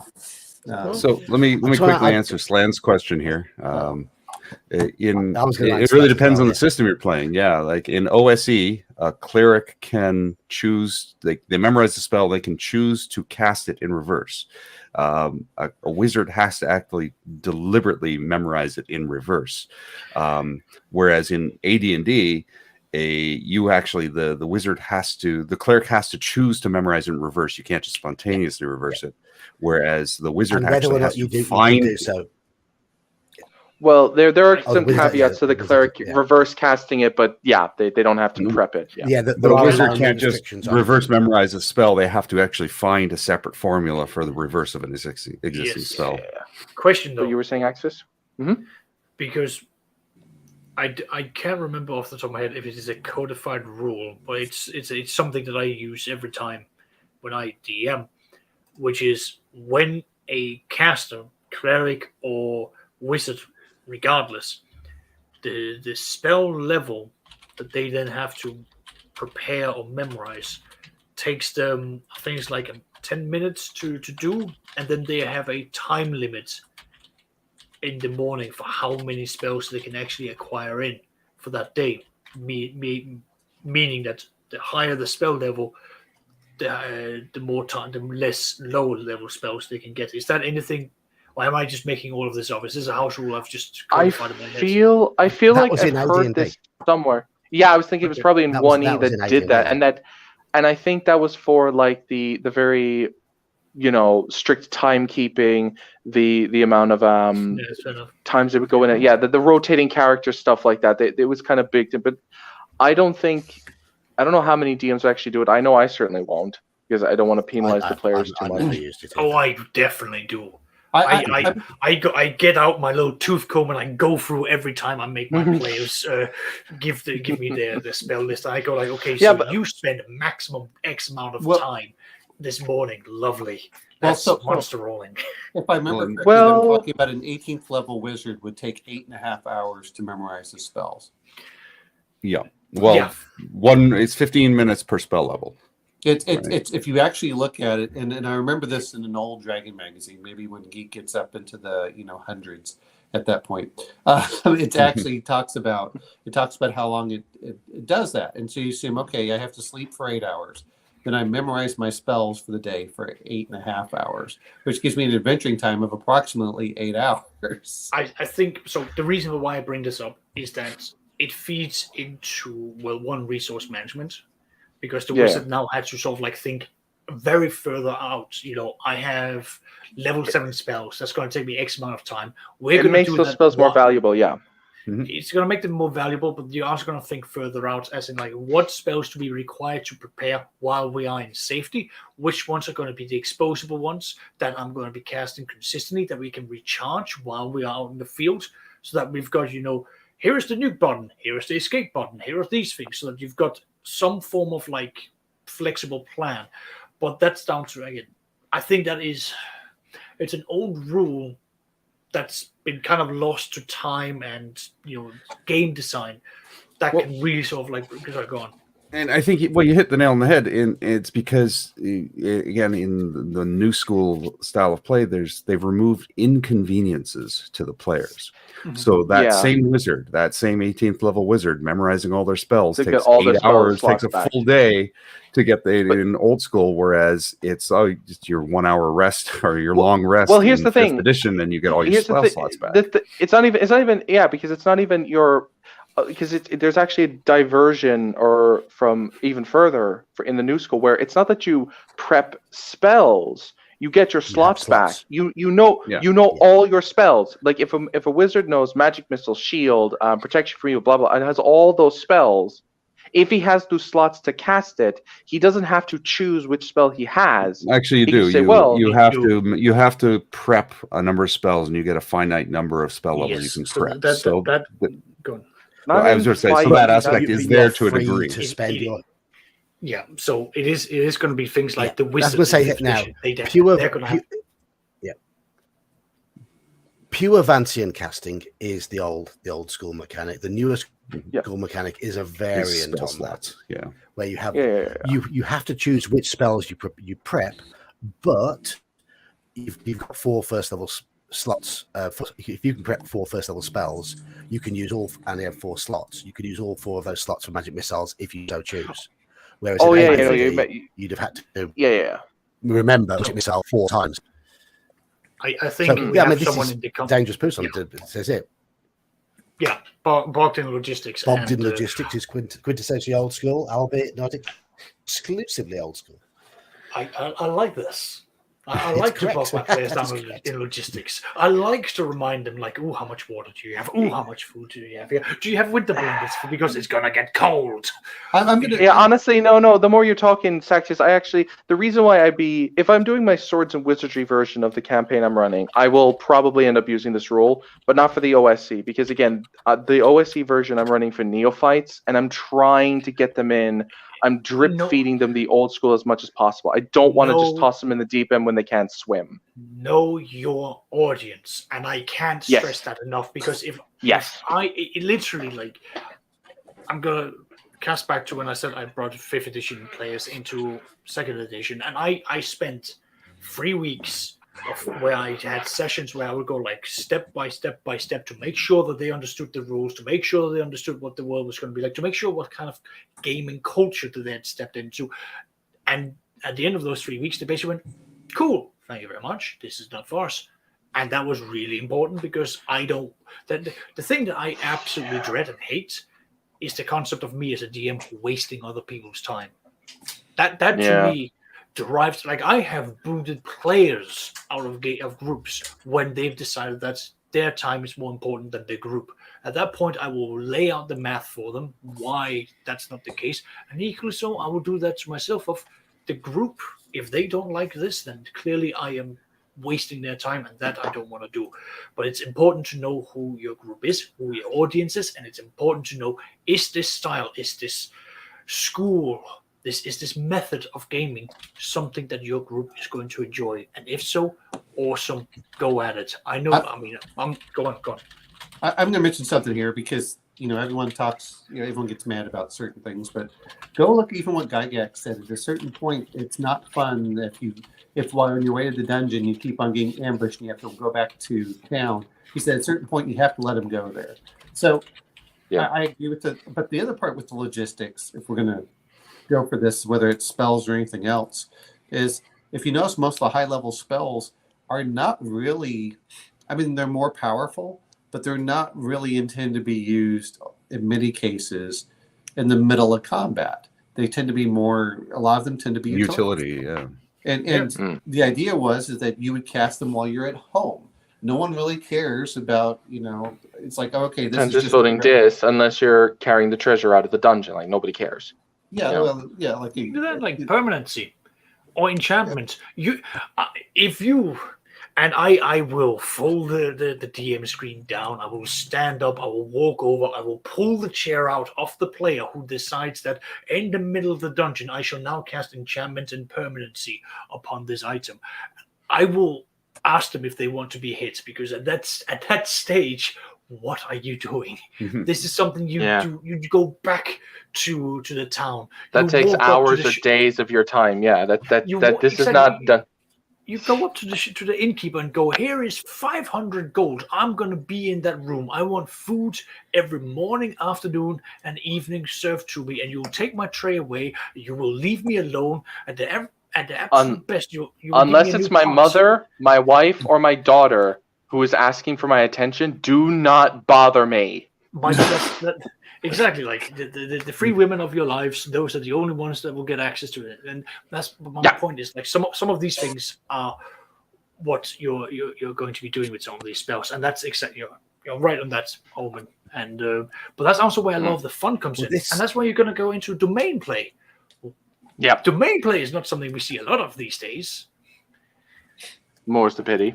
That something I have got noted on my sheet here for later is the assumption of longer periods of downtime in the rules in old school D&D versus modern, the more modern games of D&D, where it's almost a continual flow of adventuring, whereas in the older games it is assumed that the party will be spending weeks, maybe months, recuperating,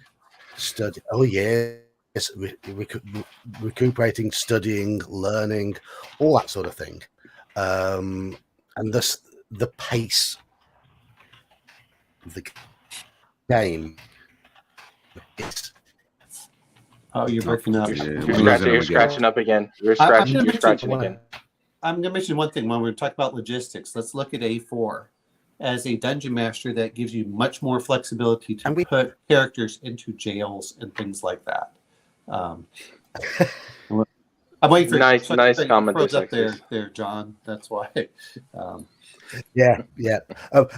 If I'm back and clear again, I'm gonna. You sort of hinted on this, Manal. I feel in older school rule sets there is more focus on the random. Yes. More Very much so. acceptance of It's almost as if in the randomness. newer rule sets, the random is unappealing. It's like, no, it's like a taboo. Don't ever use it because it's not fun. It's unpredictable. where it is Like, I there- mean, even where I it- did. Yeah, go for it. I say, and where it is there, it tends to be a little bit biased towards the players, whereas there was a lot more neutral random in the older systems. Yeah, even I learned this when I was still DMing Curse of Strahd when I was 5e, like 4 or 5 years ago. I learned from someone to include random, like when they're traveling, random event charts. Now, they were terrible because I had no context for it. I didn't know what I was doing. But at least the seeds were planted, and I love them. I love random encounter charts. I love them. They don't just challenge the player in the dungeon. They add random elements when they're traveling from place to place. Like, they could meet an NPC that like sessions or even like months or years down the line may become relevant. It could have been that lich that was disguised and spying on them the whole time. I'm going to say something when you know. say about the random, and I'm going to mention a couple of the OSC stuff, more than necessarily the original modules. But go look at the random. In some cases, they're actually beneficial for the things that they meet. Mm-hmm.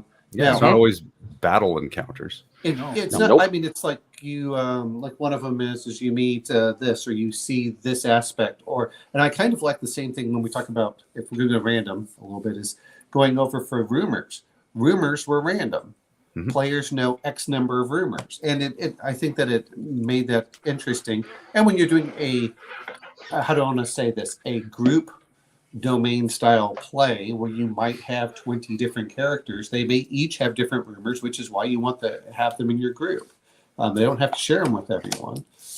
I will say to Dangerous, though, he said, do you still need random encounter charts if you have an active enough imagination and good improv skills? I will say yes, because here's the thing. Your imagination has its limits, and you will fall into habits where you will end up doing the same thing subconsciously over and over again. You are not as imaginative as you think you are.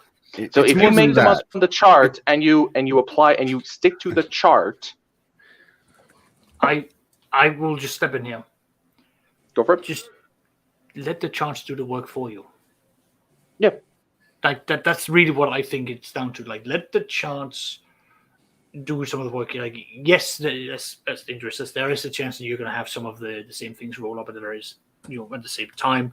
But there's nothing wrong with you saying, right, I rolled a 6, and I've rolled 6 3 times in a row. Let's just give a D3 or a D6, and then we'll go up and down depending on that. And then we've got like still a variation. It's still going to be different that way, but you've now got a bigger spread that way, and then you can use that or just choose if you feel choosing in the moment is more appropriate. Like, you're random walking around and like they've killed most of the orcs in the area, and you hit orcs to say, well, it's an ogre this time, or it's a patrol who were hunting orcs with scalps. There are ways that can still tie it to the orcs without it necessarily being the orcs. You can still choose as your prerogative as the dungeon master. But I feel 9 times out of 10, it's more important. It's more appropriate to let the dice fall where they may. Yes, I feel anyway. Choosing diminishes it, and this is the other aspect is when you just let the dice fall where they will. You have your charts. You are creating a spontaneous situation which you now have to justify, and that's half the fun for the DM, because that creates a surprise for you. It creates a new direction that even you could not have anticipated, and that's an absolute joy.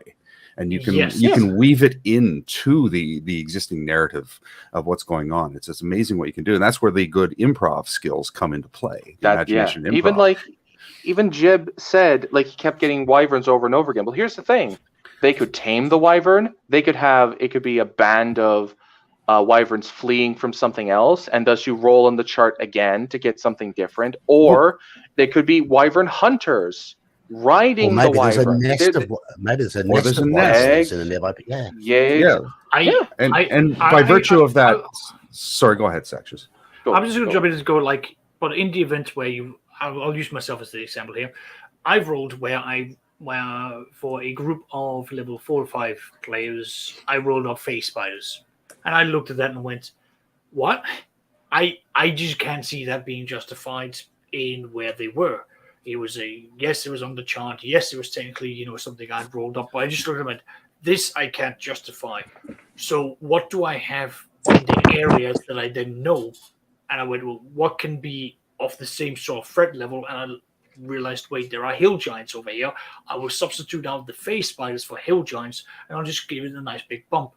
And then from there, I then had a big flock of refugees who were fleeing from the hill giants because they had done a raid. And then we had a big thing of the players were literally having to create nets and ropes so that people could hang off the side of the ship that they were sailing down the big river of, so that they could save as many people and get away from the hill giants.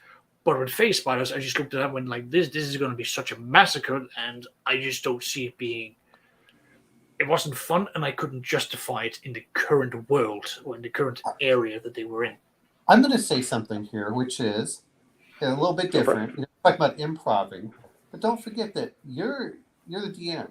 If you make a random encounter chart, and some of the old random encounter charts actually had like little nuggets numbers of information.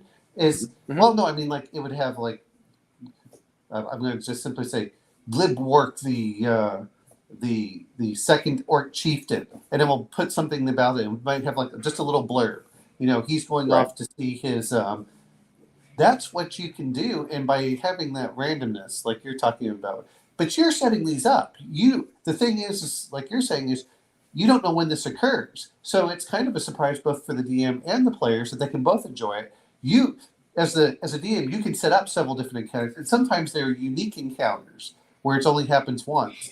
And a little bit different system, Forbidden Lands has something like this, where you roll on your chart and it has several set encounters, but you don't know when they're going to occur in the game. You don't know what's going to happen. It could happen at a really bad time for the player. It could happen at a really good time for the players. And it's I'll be honest, it's because when I was much younger, and even when I say much younger, we're even talking like 2 years ago, I still felt that in certain ways that I don't like a lot of randomness, but I do appreciate sometimes where you have it. But as a DM, you're the one that determines whether it makes sense or not, but you can have the unique encounters. Let's say that you roll a 2d6. On a 2 and a 12, you get 2 unique encounters. The rest of them might be centipedes or rats or something like that. Put the more common creatures in the center of the bell curve. Yes, yeah, exactly. Yeah. And you're the one that does that, and maybe the players will miss something. And the other part is, just because there are random encounters doesn't mean that you can't force something in there at some point. But you don't have to do that all the time. Let it develop, and then if it feels like it's necessary for your story game, then you can throw it in. I want to respond to Dangerous Person here. Yeah, I was too as well, but you go ahead. Yeah. So he said the two things: the charts are a good supplement, not a necessity. I mean, that's obviously dependent on your DM. I like them as a necessity. Yeah. Now, the key thing to understand is you don't just say, "Okay, there's going to be a random encounter," and roll the encounter.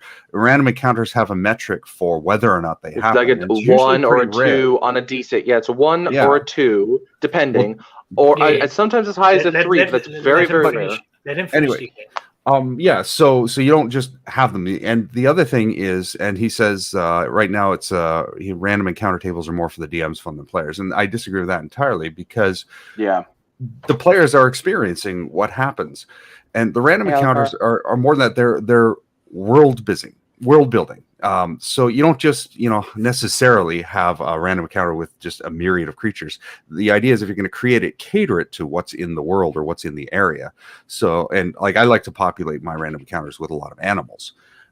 Animals will be the most likely, especially in the wilderness. But it does help flesh out what's in your world, what's around. So it's important on all those levels because you never know what can happen. And that's fun. That's amazing both as a player and as a DM because nobody can anticipate, because you've got your planet encounters, you've got the module that you're running if you're running one, or whatever scenario you've got, but then you've got these things that'll come out of left field that surprise and delight and change the narrative in ways you cannot plan for, and that's the strength of them. That's why you want to use them. I'm going to mention, and more than that, more than anything, why, like, I understand, like, there's kind of a resistance to rely on, like, adding more stuff that you're not used to. But here's the thing: once you get into the groove of using random encounters, you take so much burden off of yourself as a dungeon master, because you constantly have to keep thinking, if you don't use it, of coming up with stuff on the fly and trying to justify it. And the players eventually will cop to it and realize that you're just flying by the seat of your pants. It's very useful. It's very handy to have. So a good random encounter can be finessed in, so the player doesn't know it was random. Whether it's random or not, let's be honest, some things are just fun. Anyone that's read X1 and the Drunken Ankylosaur? Is that that's Barrier Peaks? Yeah, that's it. No, that's Isle of Dread. Oh right, yeah, Isle of Dread. Yeah, Isle of Dread has the the Drunken Ankylosaur. I do want to say. Go for it, Geek. We've got to say hello to Halacar. Yeah, I did. Hey, Halacar. Hello, sir. Hey, Halacar. You're losing me because of but we've got to say hello to Halacar, because Halacar has joined us, and we've been just chatting. Well, you are. I've chatted because my index plug. But Halacar has joined us, so we've got to say hello to Halacar. Hello, Halacar. How are you? Yeah, Halacar. But look at X1 and all the cool things that they have for those random encounters. Halacar. Uh-oh. Excuse me. The random encounters, even in some of the review caps that Mage has done, the cockatrice that they ran into, the random encounters turned into a whole adventure, expedition. Yeah, and here's another side of it. If it's an intelligent creature that you meet, like, say, orcs or hobgoblins, humans or elves, you can do reaction rolls. Yeah, they might not even attack you. Yeah. If it's an intelligent creature, or even like a semi-intelligent creature like a bear, you can befriend a bear with, like, speak with animal and turn it into a companion. There's plenty of potential with the random encounters that you can do. It's not just combat. That's the key thing. Reaction rolls is definitely a major game changer that is very intrinsic to old school and older editions, and it's something I've been carrying over to all of my other games, because you could have moments, and I've had the hilarious moments of orcs marching down the hallway, turning the corner, seeing the players, me rolling terrible on the interaction or the reaction roll, and they're also going, we're just gonna leave now. We know who you are. Yeah. High level characters. We're gonna leave. I've even had NPCs of, like, respectable renown who've just gone, like, the reputation of the group was built up to such a high amount that they just went, like, we can probably take you on, but we really don't want to test out. We don't want you're to at die. full you're at full power. We're comparable in number, and you've got, like, +1, +3 versus orc swords, and we're orcs, and we don't like that. That's an orc cleaver. We don't like that. I had sorry if I just made. I had a vampire who met one of my Saturday players. And it was just her, it was just him, and he's an elf, so he could resist her gaze. But she had no idea that the elf was low on spells. The wizard that was running towards them was basically, like, on the dregs of the barrel. Like, he had, like, light spells and a couple of magic missiles up his sleeve, but she had no idea. She just knew from reputation. The wizard that's running over there is known for being an explosive wizard. The elf that she's talking to is a very intelligent tactician, and the dwarf that's at the very far back is an absolute maniac who will wrestle with drow without his armor or his equipment on. So she already knew, like, okay, I'm dealing with really experienced players here, so I'm gonna do the whole, like, hands up, I would like to bargain. And then they entered into a compact of how to work together. That was purely from reaction rolls. That's purely from not the vampire was not a random encounter. That was a setup that from imagination. But that's a good example of how you can build that up in. Or even like to build on the vampire thing, Saxius. What if one of the players has a sun sword? If a vampire sees a sun sword, they're going to be like, I don't want to deal with that. I'm going to bring up something that comes up for reaction rolls, which most people forget about, is level differences. When the monster is much higher level than the players, it actually works in their favor. Yeah, if the dragon's like, get out of here, pissant, be gone from my sight. Well, and it's just like, yeah, sure, okay. The way the vampire actually looks over and goes, "You're not worth my time. Leave." If you actually look at some of those reaction rolls and the differences between, levels and hit dice, you're just like, oh, okay. Well, you know what? You get it's not even going to mess with you because you're not worthy of it. If you roll a 12, I would adjudicate that if they rolled a 12 on a 2d6 random encounter, like 12 is possibly the best you could hope for. And if they roll a 12 and they're much higher level than you, they're just like, meh, go on. I might spare your life this time. No, I mean, it depends on which chart you're using, but even just like rolling up, like, they're cautious. Again, that can be ruled in many different ways. Friendly, indifferent, or if they're threatening. Again, you're not exactly saying outright malicious. Threatening is where they can be like, well, you back off. I will threaten you. But then when you start rolling into areas where it's like hostile, well, at that point, that's already quite clear. It's like, okay, hostile. It's going to take action. It wants to kill you. It wants to kill you, basically. Yeah. So for whatever reason, it wants you dead. I want to bring it back to the random encounters. Saxius, you mentioned rolling up a random encounter that didn't fit the current situation. Yeah. Maybe I'm being harsh, but I would put that down as almost your own fault for having an encounter that is unsuitable in the current in whatever table you're using, because it's certainly. I mean, I do think that designing a good random encounter table it's difficult. We do make mistakes in them. We do put in things that we think might be a good idea at a certain time, and when they crop up, we find it hard to justify them. And yes, it can come down to what is happening. Things might be happening that are out of your control, but certainly when putting together a random encounter table, in my opinion, I like the second edition idea of the 2d20 with the common 2d10, most common 2d10. Sorry, with the most common ones being in the middle, and the edge cases being at the edges.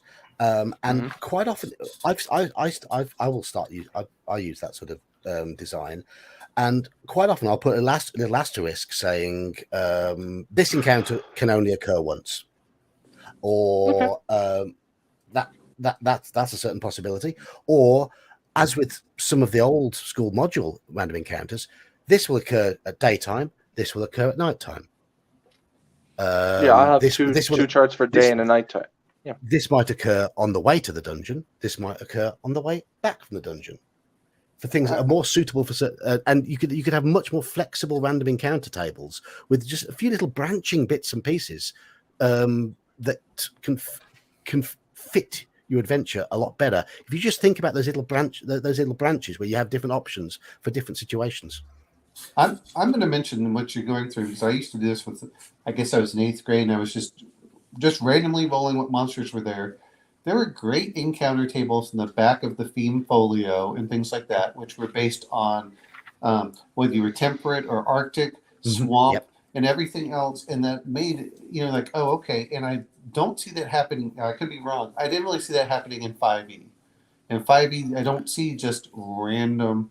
Well, Xanathar has a random encounter section. Okay. Yeah, Xanathar does. They did put one. Xanathar's not bad. Yeah. I want to respond to Dangerous Person again. He mentions he doesn't understand the appeal of leaving to chance. Yeah, I was about to as well. The chance is the appeal. Like the idea of the emergent story. Like you want to curate your game so that it's all the beats you want. That's what we were talking about before, the emergent style versus the plotted adventure. And when you're playing to see what happens, and that is the goal of the game, rather than to play through a story. That's where the fun comes in. That's where the random chance makes it exciting, because you don't know what can happen. And I will reiterate the point I said at the very start of the stream, the very, very start. If it doesn't suit your table, if you genuinely don't like this, don't use it. There is nothing wrong. If you think a curated environment is better for your table and for your purposes, then gung-ho, go for it. It's your table. I don't want to come across like he's playing it wrong. Like I just I know you're not. I love it. And I mean, he's saying the crux of his question is, why would the role encounters fit better than a directly invented encounter? Well, they wouldn't necessarily fit better, and that's the point. It's a differentiation of taste. That's the thing. They come out left field and take your story, take your game in a direction you could not have predicted, and you have to interact, you have to improvise, and that's the fun, that's the challenge. Like, look at Game of Thrones. Also, hold on, Dika. Also, if you set aside an hour to put together a decent, cohesive random encounter table with options, those are your adventure ideas baked into one table. But what you don't know before when you sit down to play is if, when, how many, how often these encounters will come up. And that's where the improvisation comes in, and that's where some of the surprise comes in, and that's where it can be interesting.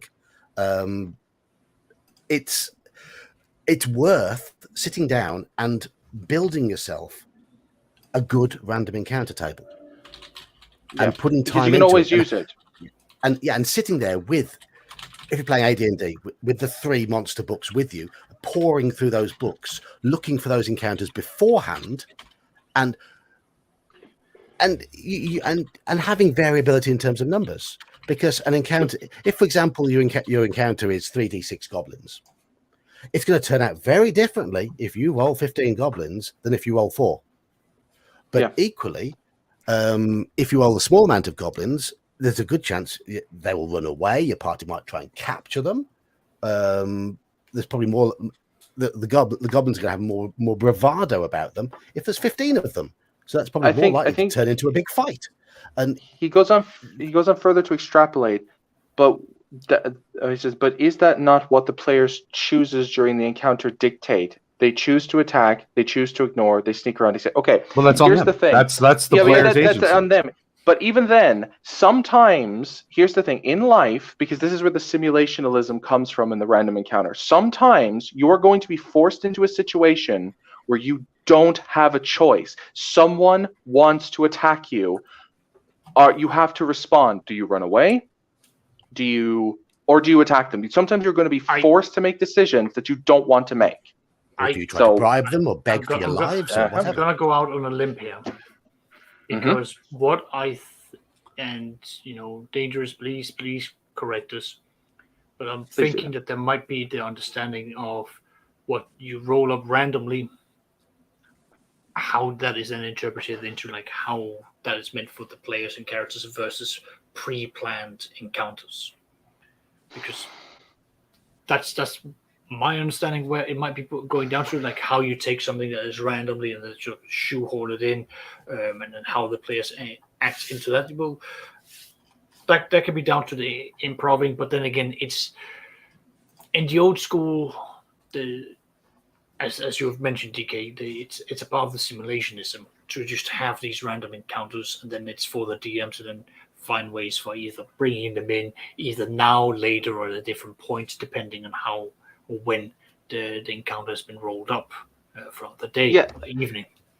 Like, it doesn't have to, like, that's the thing with a simulate. If you're trying to emulate a real world, if you look at the real world, a lot of it doesn't make sense to us, but there is a logic to it. There is something there's a causative faction behind everything that happens. There's, every action has an equal but opposite reaction. If something appears, it doesn't spawn from the ether, right? There's a reason why it's there. You might not know that reason, but there is a reason. And sometimes you don't need to know the reason. Like a bear shows up. Why? Doesn't matter. Or if you want to investigate it, maybe it was being driven south because the hill giants are killing them all. Do you necessarily need to know? No, it might. If the players are interested enough to find out, you can further extrapolate it. Roll on the chart again and find out. Oh, they were attacked by bandits, and it's like, okay, so obviously they were hunting the bear, and the bear fled, and it run into you, and it attacked you because it was freaked out. Roll for initiative. I'm going to say the other thing that comes into it is it allows you to balance your encounters. I mean, you're doing a first and second level game, and ogre is absolutely terrifying. And you can bring in one ogre, and that can be your worst one in there. And then it's the a bear in 1E has what 4 + 4 hit dice. I mean, they're look, one swipe can take out a small character. So they're also like, okay, we're gonna have to be very careful. Just like I think Mage Music talked about when he brought his fighting players into the game, and they all kept dying. Like, well, maybe this isn't the way to play. Graham brought up something in the chat a little while ago. It doesn't have to be a monster that shows up. The back of the DMG has all sorts of weird sounds and things you might find on the ground, and a puddle of water or a stray silver piece or whatever. It doesn't have to be something that's going to ambience. Some great ambience, yeah. Yes, or could be the corpse of an ogre or something like that. You do have to put some thought into it, though, because I had some things that I thought were just color encounters in my group. They were caravan guards going from one town to another, and they rolled I rolled that a random thing happened, and on my table they saw a fox chase a rabbit out into the brush. They stopped the caravan and went on a fox hunt. This was just supposed to be, hey, you saw something cool. It ended up being 20 minutes of them trying to hunt down this fox. So I mean, you have to.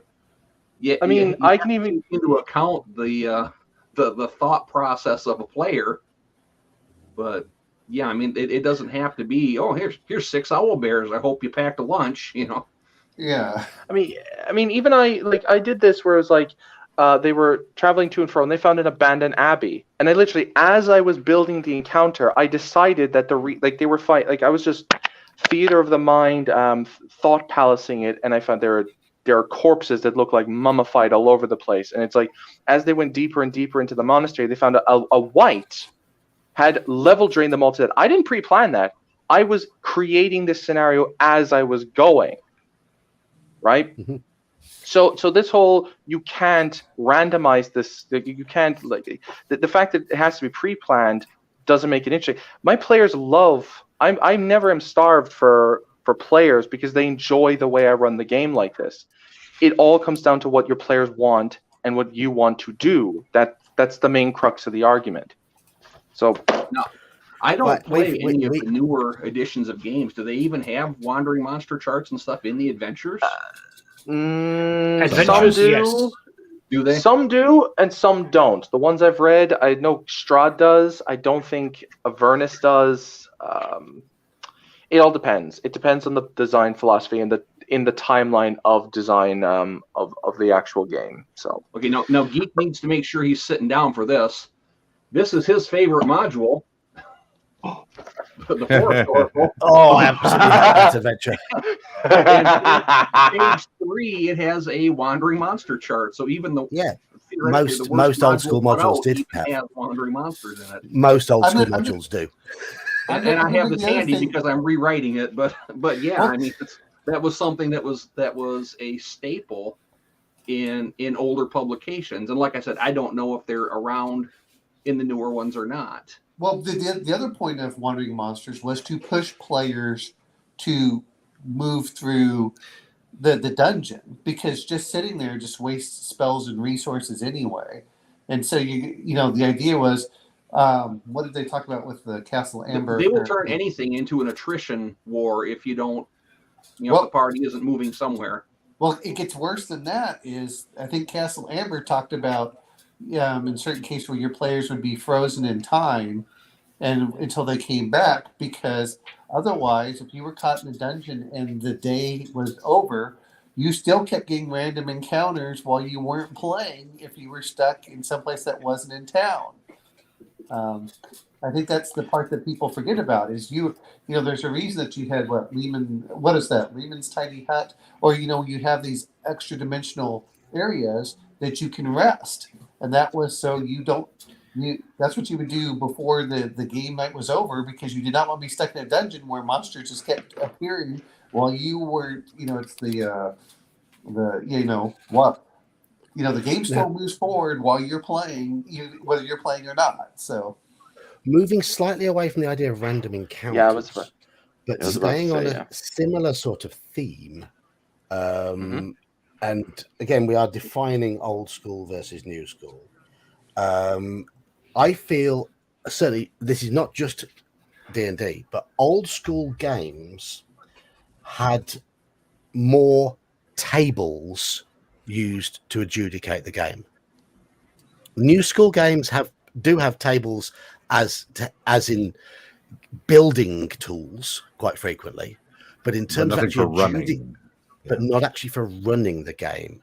And I rather like referring to tables, not all the time, but from time to time, to actually adjudicate results. I run Middle Earth, MERP. That I would class that as an old school system, and it is almost entirely table based. There's no set mechanic that you can really work on without referring to a table of some sort.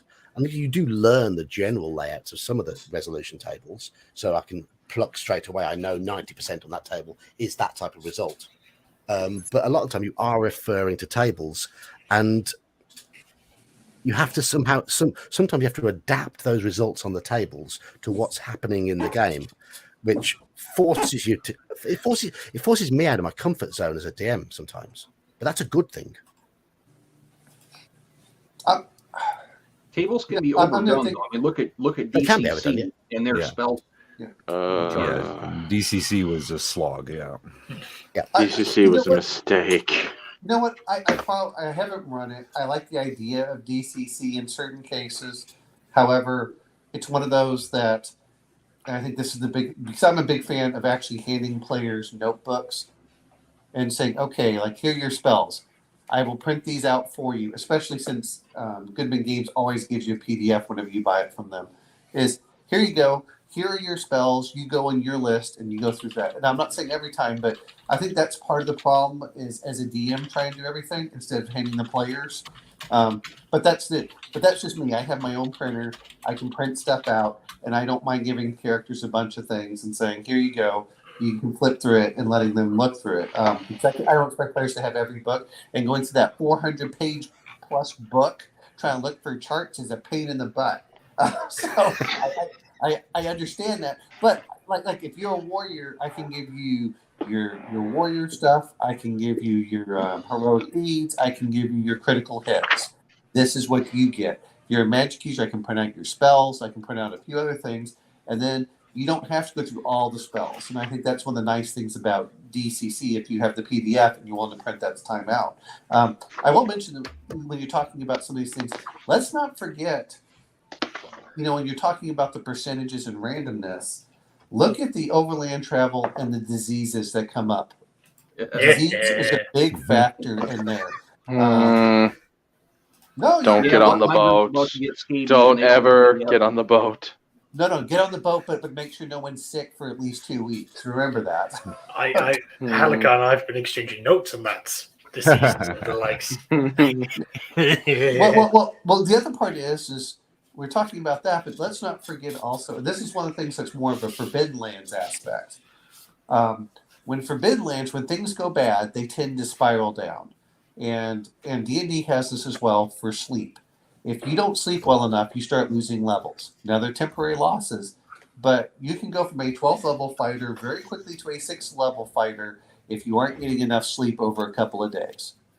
And that can mean a lot if you're in a dungeon and you don't have a safe place to rest, and monsters are bothering you on average probably once or twice an hour. Oh God, yeah, no. And that was one of the things that I actually liked about the survival guides, the Dungeoneer survival guide, Wilderness survival guide, is they had fatigue, they had hunger, and dehydration rules, and those I use those a lot.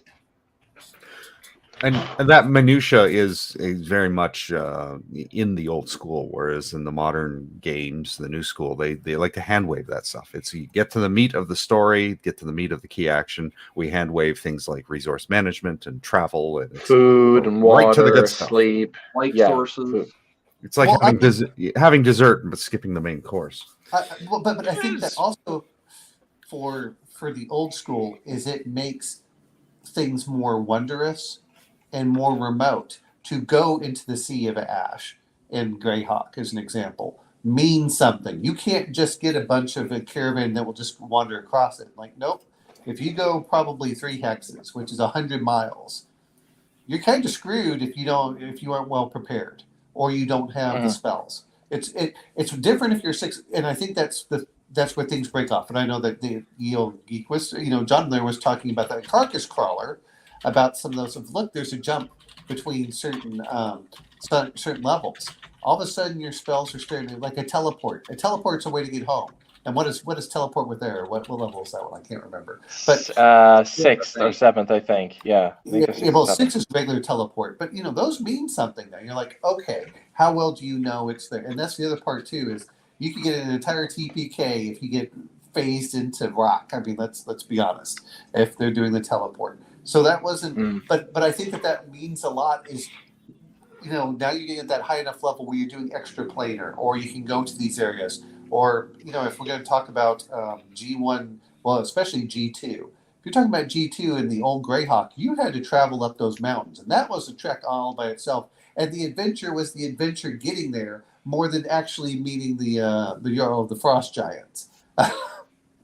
if it was done properly, I mean, you can meet the remoras, you can meet you can meet, especially if you use the random tables. That was probably more dangerous than the giants in many cases. Yeah, and the Remorhaz was terrible in that adventure. Which one? The Remorhaz. I still have fun but painful memories of that. But it had a ring of wishes. Yes, and if you fireball him, it melts the ice, and the ring of wishes sinks away, and you never find it. Oh yes, that is true. That is true. Right. Okay, I'm going to move away from the random now. We have hammered out random, but I think we are in agreement that generally a more random game in a lot of ways is a hallmark of old school versus new school.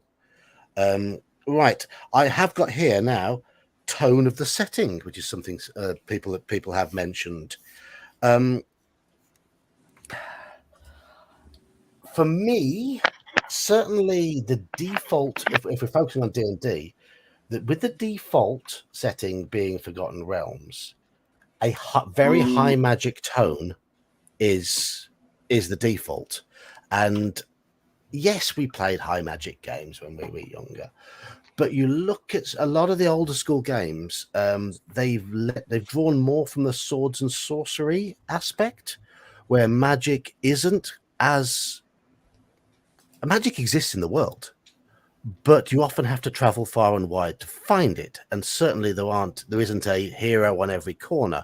There isn't necessarily a friendly temple in every town. You're going to have to spend hard-earned cash to get the priests to assist you. And yes, you may well have to do that in more modern games. But there is certainly in the Forgotten Realms, there was that expectation that magic is pretty much everywhere. I'm going to mention this much is 1E Forgotten Realms was very different than what 5E Forgotten Realms is, or 3.5. Yes. So was 1E, did 1E have Forgotten Realms? I thought that was 2E. Yep. Yes, it did. The Grey Box. Oh, okay. It was Right, I did not know this. It was felt more like the Greyhawk aspect, and when you had the elements, you still had the aspects in there. It wasn't until later on where they made magic ubiquitous for the setting. I mean, yeah, you had Waterdeep and you had the Wizards of Thay, but it didn't feel the same way. I mean, it still felt like the old school modules and things like that because they were using some of those old modules. But it wasn't until, and I'll be honest, when they went to 2E, and all of a sudden they started doing the meta plot and all this weird thing where they're changing it so they could allow firearms, which was specifically banned in 1E Forgotten Realms. The 1E Forgotten Realms firearms were completely banned, and they had to jump through hoops to allow firearms in 2E because they allowed the arquebus, and that was used as the default setting. It changed the tone, and that disgusted me so much that I even Forgotten Realms sucks. I'm going to answer General Nutt's question here. Was any printed the default, or was homebrew in old school? I would argue here, certainly with 5th edition, it has been designed from the bottom up in conjunction with the idea of the Forgotten Realms being the base setting. It is that high magic style of game in a high magic style of setting. Yes, they have produced other settings for it. You've got Eberron, and you've got the Magic the Gathering one, whatever that one is. But the rule set has been designed from with the idea, with the feel of that sort of modern Forgotten Realms, that very, very magical, lots and lots of heroes everywhere. Whereas going back to OD&D 1st edition, basic D&D, the rule sets were probably based on the games that they were playing, like Gygax with his Greyhawk, but those settings came out after the rule sets. First edition adopted Greyhawk as its default setting around 1980, 81, 82, when the modules were sort of started being shoehorned into it. Basic D&D adopted Mystara as its default setting. First appeared, I believe, X1 was the first really to start putting the world in place, a map of the world in place. Did it name it as Mystara then, though? I don't remember. The known world, or I don't know when it became Mystara or the known world. So it mentioned places like Specularum, which became a main city in. I think it was when it was the Isle of Dread. I think it was the Isle of Dread was part of the known world, and then the places that are mapped in Mystara are called the known world, basically. Yeah. So and then they're all the Gazetteers. Yes. Yeah. They built on that. Yeah. After Mr. Welsh has an entire playlist detailing all the geography of. So if you want to know more, I'd check him out. So X1 had a map of a world, and then that branched off into Mystara in later supplements. And it was probably drawn from somebody's Mystara campaign. I don't know who would it have been Zeb Cook who was doing that? I can't think who it was. I have heard before someone say whose campaign that was based on, but I can't remember. And so well, to me it's but it had the beginnings for it. So whoever did they did that, and then the Forgotten Realms came out, which, to be honest, I liked the Forgotten Realms in 1E. They had their books and everything else. It wasn't until 2E where they started changing the meta plot, and all of a sudden I said that. Then I hated it from that point forward. But was that influenced by Vampire the Masquerade or whatever? No. It was influenced by the fact that they put in arquebuses in 2E, and they had to justify allowing firearms in Forgotten Realms because after Gygax left, they made Forgotten Realms the default setting. So that's where that came into it. But the other part was then there was the whole thing with Ed Greenwood having Gygax envy too. That turned me off to that whole world. What happened with that? I don't remember. Everything Mordenkainen can do, Elminster can do better. Oh, I liked Elminster, and I liked Elminster at the beginning part, and that was fine. But I really didn't care. I really didn't care one way or the other. But I did find out some interesting things. Listening to Ed Greenwood recently, is there are certain parts where they're trying to get rid of stuff for Forgotten Realms, and Ed Greenwood says that breaks our contract. They can't do that. So this is still canon, whether they like it or not. Good on him. Yeah, he said unless he approves it, but the point really being is that I think that they came over to him and said, "Hey, we need something to replace Greyhawk because that's a Gygax thing." But then the other one that we have is the fourth one, which is which is Dragonlance.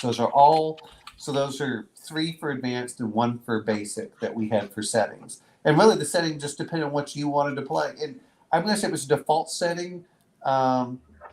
Because the original modules were Greyhawk because they actually told you where they were, and then when they started changing them like Pharaoh and stuff, which was never put into Greyhawk, they put that into Forgotten Realms, But it was this weird thing in between. And then of course Dragonlance was Dragonlance. So it just depended what you wanted to play. But they had the hardcover backs for each of them. Mystara was never a default setting for first edition AD&D, and No. Gygax left in 85, and first edition continued until 89. So there was 4 years there. They really started pushing Mystara late 80s, early 90s as lots of stuff was coming out for it, for basic and expert. Yeah. Well, and basic and expert outsold 1E, whether people like it or not. It absolutely outsold it. Well, it's more accessible. It's definitely more accessible, especially to newer players. Yeah, because like BX is, like I said, with 5e, it's a mass market appeal, whereas 1e was a more for enthusiasts. Well, the problem is that 1E at the time, if you look at, took 3 books. Really, you only needed 2 box sets, and the box sets had everything you need to play. And you're like, okay. They made, and Carl's that's right. They made a 2E AD&D box set, but that was second edition. But I want to go on here regarding the tone of the setting, regarding old school and what have you. The tone of the setting and the way the world plays out and the way the characters interact with the world, I feel there is certainly an old school way of doing it.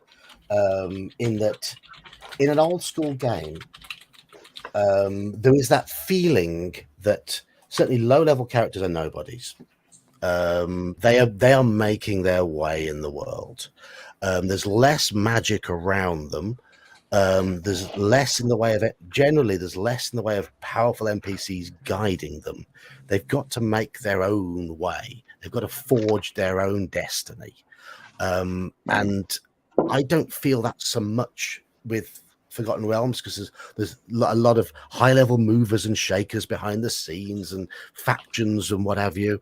But also I'm going back to the whole preparation and nitty-gritty style of it, in that having a lot of the older rules, which are hand-waved away as being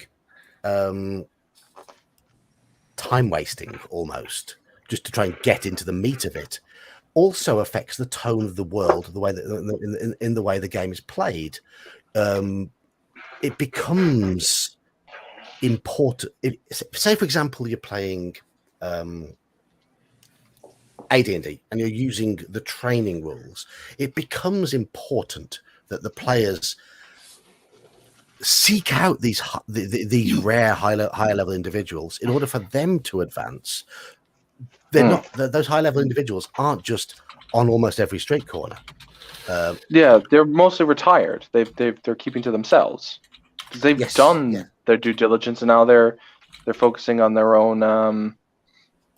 Like they're the old men. Like they've seen it all and they've done it all, and they have their own agendas, and those agendas need them to stay in one place at one time for most stretches of the week. Yeah. Okay, so is that us then teaching all these new players? Well, I mean, all of you were like at least 35 or older, and I'm 28. So I thought Saxius is not that much. You're around 30, aren't you, Saxius? You're 30, yeah. Oh, I thought you said you were 35. My bad.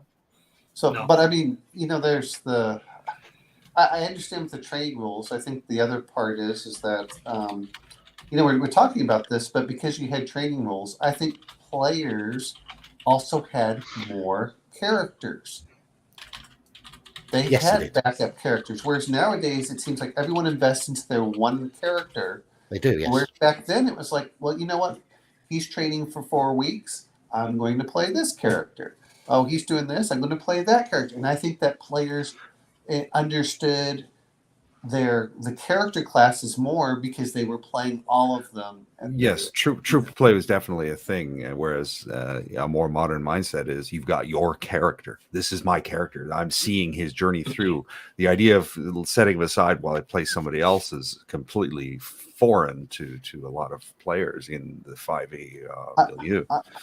I'm going to mention one other thing, though, is, I don't know how much, did you guys mention about the domain play and hiring scholars and all the retainers and everything else? No, we did not go into that. We mentioned that domain play has phased out. Go on.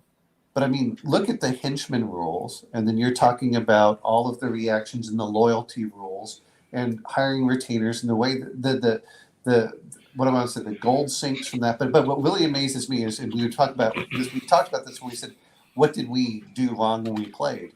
We didn't send in massive numbers of NPCs of like 20 or 30 in there of just like, oh, I'm going to do a hireling. I mean, if even B1 says, or I'm sorry, B2, you can hire this person, you can hire that person, and that was the intention of fleshing out a party. Was not only did you flesh him out with that, but as much as we talk about the magic user just falling over dead, well, guess what? He probably has 4 the hirelings that are helping to protect him as well. So really, the players have the chance of standing out compared to all the other people they're hiring in that aspect. But the henchman rules really mattered because at that point, the other character's starting to move up, and it's like, well, I have to keep high enough level, else I lose my henchmen. If they pass you, they always have to be at least 1 level lower, if I remember correctly. Henchmen will leave if they surpass you. Yes. Yes. So you've got that aspect, but then that also allows you to get new, to really branch out. It's like, oh, okay, so and so has now become a lord in his own right, and this person's become, and so you not only building yourself up, you're building all your henchmen up as well. We talked about, which I did never liked as a kid, and I realized in retrospect this is fine. Oh well, it's a +1 sword. I'll just throw that off because I found a +2. No, I found a +1 sword. That now goes to my henchman because I now get because I have a +2 sword available. And that should even improve their loyalty. Improve their loyalty. Result. Yeah. Did any of you ever actually play in a game where you had the recommended number of characters that a module called for? Yep. I didn't have that many friends. Well, those characters included retainers and henchmen, of course. Yeah, I mean, that was the point. Yeah. On a given night, we'd have maybe 5 players, so we would actually each run 2 characters. Yeah, you either run 2 characters, or you substitute them with retainers or hirelings or whatever.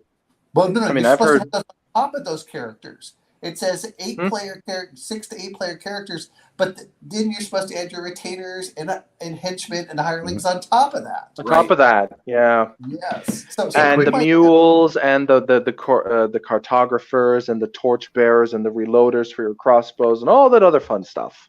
Well, it becomes we had notebooks full of characters. So whatever level the adventure was we were playing that night, it might be a totally different group of characters than were there the weekend before. Yeah. Yep. Yes. I'm going to mention the other thing is, and I don't know if you guys talked about this, but character races actually feeling more like, instead of just the skins, humans in funny hats. Yes. Yeah. But I mean, when it was coming down to, and I know we all did this as a kid watching Drow, which as much as they talk about everything, like everyone I do played Drow because they had all these other special abilities, but I know you've talked about this, Mages, is the animosity rules makes a huge difference when you throw in that charisma, and nowadays they don't seem to really do that anymore. No, that's not because Drows you can't. Yeah, well, it's not just that. The culture surrounding the play would also say that they don't want to have to say, well, if you play a Drow, you're going to be inherently penalized, because they don't want to put like racist elements into the game where people just inherently do not like Drow. Or well, even the orcs and the elves, and there's a reason that used to be all in there. That's a cultural change that we're just witnessing. That's I know it's a bridge thing that's different, but that's down to taste preference and what you want out of it. But at the very same time, a lot of this we're also seeing is just loud people online who are making these conversations, these statements, and it's not impacting our games. It's not impacting a lot of other people's games, and then that's it. That really, I don't see this actually having any impact to what is defining old school gaming, because that's not. Well, the only exception to that is, of course, 1E literally does have modifiers for racial prejudices when you're doing encounter reactions. Well, that's what I'm referring to. That's baked into the rules. Built in the rules. Yeah, the only exception is humans. Humans can apply their modifiers to virtually everyone.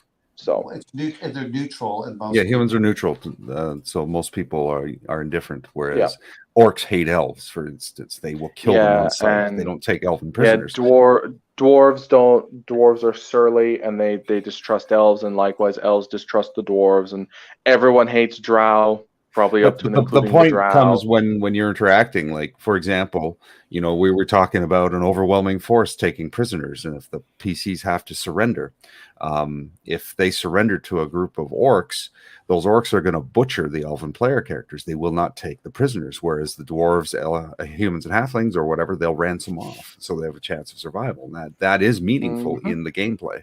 And kobolds hate Yep. no, don't they? I mean, but Yeah, they do. Those different charts actually make it so players have to think about things, and I know that Sean and I were discussing this before, is all of a sudden it starts making different races attractive or unattractive because you have to put those elements in there. We all talk about whether it's honor or stuff like that with the paladin. Are you really doing this as role playing, or are you gamifying it? But if you add those modifiers in there, all of a sudden it's going to be like, well, the elf is going to fight to the death because they know they're going to be killed anyway. And the other question is, does that make other spells, whether it be shape change, which I know is at 9th level, but I'm saying, alter, if you can alter your looks, so you no longer appear as an elf, that makes a huge difference between that with the orcs. And of course, you've got spells there which allow you to do that, which you're expected to employ in those sort of and situations. they don't always, Yes. and they don't always work because, again, like we said earlier, with polymorph spells, if you're trying to look like an elf, you have system shock. Yes. So if you're not careful, you could end up killing yourself. So there's always the risk. So yes. Well, I think Right, I think that- that you touched on culture what just a little bit earlier, and I think that shapes our expectations in a game. When I was playing, when I first started, Return of the Jedi hadn't come out yet, but I knew, even though they were all technically a fighter type, there was a difference between Han, Chewbacca, and Greedo. I mean, each one of them used a blaster. Some of them got along, some of them didn't get along. They each brought something different to the table.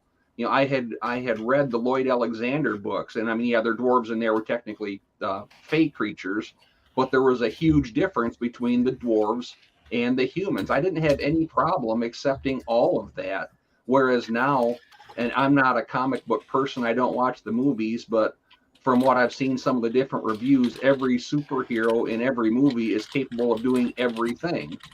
So again, then we get to my character should be able to heal and cast fireball and swing a sword and hide in shadows, and we didn't Make a fighter mage thief growing up.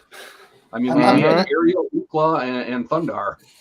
Well, I'm going to mention something here. We're talking about settings, but we have to remember that the old school, and I know that when the Carcass Crawler is, it was kind of gonzo for it in that they would mix and mash different things. You have the crash spaceship. You have the if you look at the old D&D, I never did that. Well, that's because you stopped reading where it said where it had guns and lasers. But if you actually look at the old white box, it includes the forearmed Martians, from John Carter of Mars. They have the green Martians. It doesn't say the Tharks, but it's got it in there. It was kind of, how do I put it? It was intended to be kind of a universal system because there was nothing else out there for role playing at the time. And in the Gygax interviews, he said his group actually went to Mars and trained there. So nice. But those are, I remember one of the ones where they're asking about different level characters. It's one of those. I'm going to mention one other thing that I think that the Alexandrian mentioned on the white box. Old school characters sometimes used to be farmed by higher level players.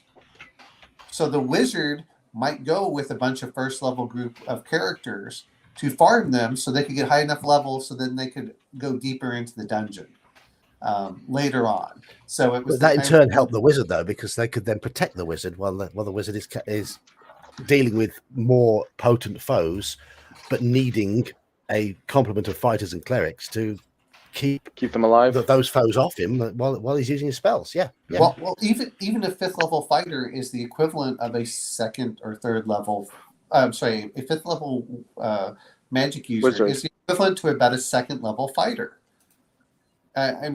he got the bonus. Yeah, well, yes, he got the bonus to hit. He got the. Depends on your system. Depends on your system. I'm talking about AD&D for the most part. If you look at when they're fighting, look at the number of hit points. Look at the number of their attack. They're pretty close to the equivalent of a second. They're still 20 star Thaco at 5th level. They still need to roll 20 to hit AC1. I thought that it was 6th level. They're 6th level. Attack 6th level. But that's what I mean is, but a 6th level. Sorry, that was pedantry on my part. Okay, well, no, I couldn't remember if it was every 4th level that they got the bonus, but but there you go. So 6 levels equivalent of a 2nd level fighter or so. I mean, that's still pretty good when you look at it. Is okay. What's his hit points? Well, his hit points are still, around 20, maximum around 20, which is similar to a fighter.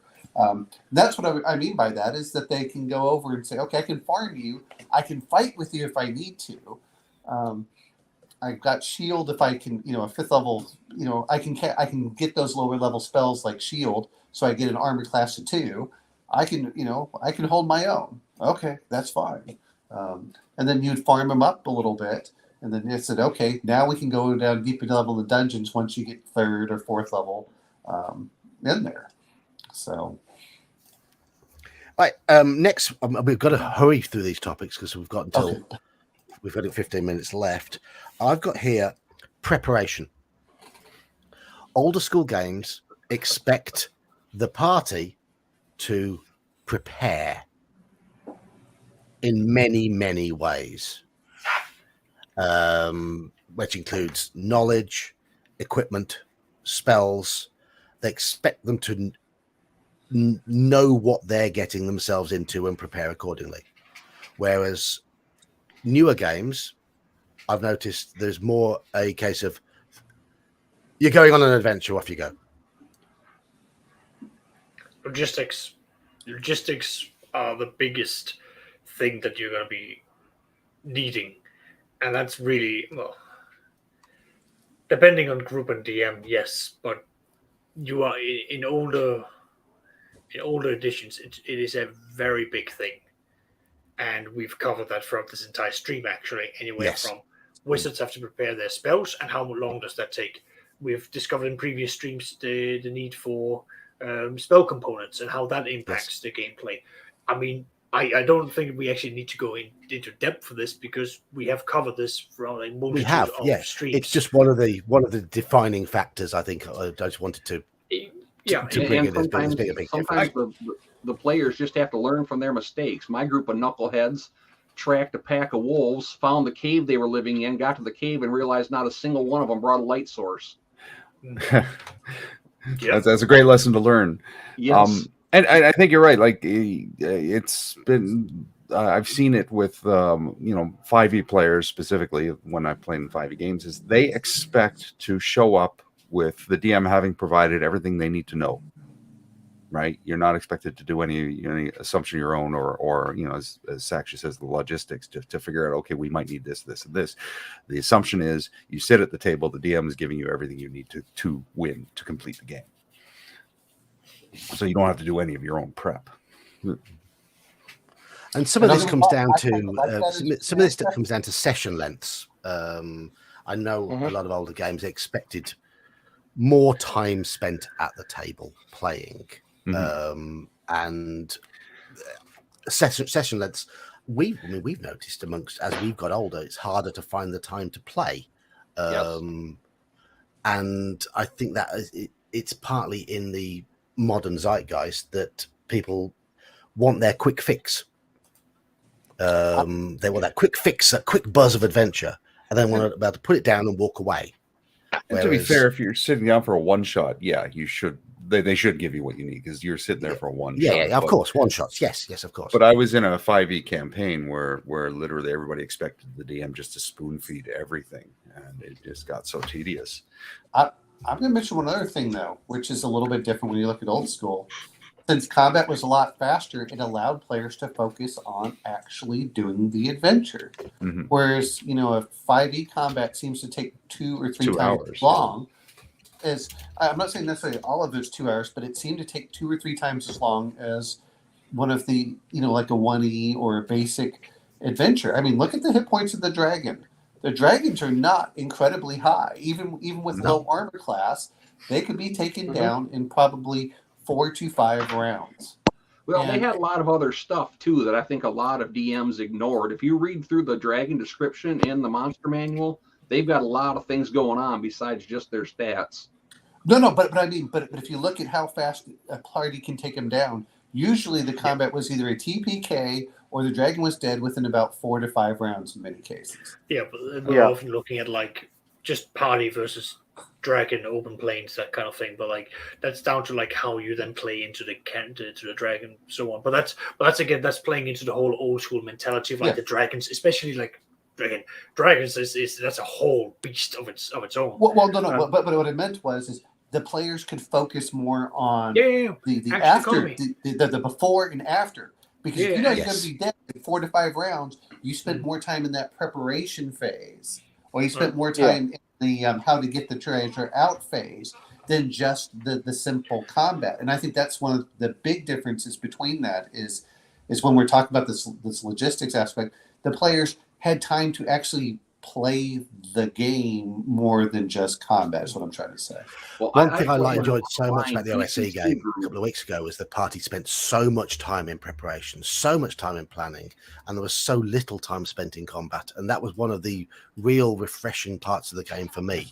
And it was the willingness of everybody who was involved to engage in the game that way. That's why I will describe it as the stereotypical old school session. It went on for a long amount of time. The players were willing to accept the fragility of their characters, but played accordingly. And they prepared, they planned, and there was very little time spent in the mechanics of the game, the mechanics of combat. And we got a lot of stuff done. That's the thing. You get a lot more done. Like if you're very intelligent, right, and you're very proficient at the game, you could clear, if you have a lot of time, like in a session, like 6-hour session, you could clear a level of a dungeon, or even a dungeon at a level and a half, or even 2 levels if you're fast enough, and you're a little lucky, And that's kind of why I like it. Where go for it. I'm just gonna say I'm gonna give props to my 2nd edition group, because they have been doing a lot of work ahead of time. They have been sitting down and going like, okay, we're now gonna have an entire session. Sorry, fighter, but we need to get all of these magical items identified. We need to divvy them out. We need to do all of this. We need to do some background searches. We need to listen to gossip. We need to catch up on things. So they've taken out like 2, maybe sometimes 3 sessions where they just do all of this background work, and they say like, we need to be loose with time now, because here are our objectives that we need to do for the next big thing that we want to do. And then I work with that accordingly. My Curse of Strahd, where it was very focused, the group found that they needed to do the logistics of preparing, and there were moments where they sat and they had made a list of all the things that to do, and they just went, we are going to die, because the list of things that we have to accomplish is getting out of hand. And then the more work they did, the more they put into the entire game, the old school mentality of focus on things, do things one step at a time, prepare, think ahead. Then they suddenly began seeing that that list got checked off, and they were suddenly sitting going like, we've got control over this. We actually know what we are doing. And then that mentality kicked in, and they paid attention. I had one player who took Strahd's book, because I bought the entire handout of Strahd's diary, and she actually read it cover from cover. And she asked for the books from Van Richten, and I have the books from Van Richten up on my shelf. I handed the specific ones that she asked for. She read that cover to cover and showed up and explained to everyone why vampires are scary. And that changed the entire tone, because one player did the legwork, and all of a sudden the group went from looking at her to looking at me going, is this real? And I went, you should be listening to her. She read the books that I permitted her to read. So they were just like, oh God. My stock response when a player asks me something like that actually says, I don't know, I just work here. In a modern game that I play, we break it into a 4-hour session, and if we're lucky, we can get through 4 rooms in that time if there's a combat involved. Whereas JD? back in the day, and this is through the computer, so it's got lag and all that. But whereas back in the day, I remember we would start gaming Friday night after the dance, after the football game, and we would stop Sunday night when it was time to go home to get ready for school again. And we did Sinister Secret, Assault, March, Danger of Dunwater, and the Final Enemy in one marathon weekend session. Ow. Jesus. I mean, that was when I had the metabolism to live on nothing but nacho cheese, Doritos, and Mountain Dew. Yeah, but you wanted to move on, Geek, yes? Yes. I just want to get through the last of my topics, and it's something I have mentioned. So this should be a quick one. So we will hit the pumpkin hour as we complete the last of my topics. And the one I've got here is, thank you, John. Thank you very much indeed.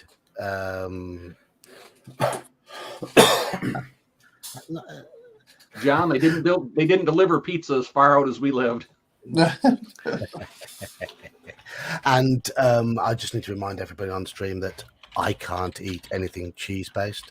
I can't eat anything with any lactose or milky products in whatsoever. So, sorry, don't be ordering pizza when I'm around. Anyhow, order pizza to spite John. Okay. No. Come on, Geek. Yeah, the last one. The last one I've got here is, and it's something I've mentioned earlier, is downtime, the speed of adventures, and the expectation. And this does tie into the preparation side of things as well. The expectation that the characters will have significant periods of downtime when they're not adventuring, when they have time to use those spells that were mentioned earlier, your permanencies, your various divination spells that are designed to get you intelligence before the adventure, and you're not being thrown straight from one adventure into another. The pace of the game, the idea that in a week of gaming time, your character has gone from level 1 to level 5 or 4 or 5, which can happen in some. I've seen it happen if you're not tracking time. Yeah, just fly up. I mean, I've seen it happen in 5th edition games. 3-day superheroes. Yes, whereas in older games, it is baked into the system that it's meant to take months and months and months of adventuring to gain that experience, to gain that knowledge, and to rest and recuperate between adventures to achieve the lofty heights of level 2. Well, you're supposed to pass real time away from the table. Yeah. So if you spend a week between sessions, then a week passes real time. There are times where you can't logically implement that. Like if you've left off in the middle of a dungeon about to start an encounter, obviously you're not going to do that.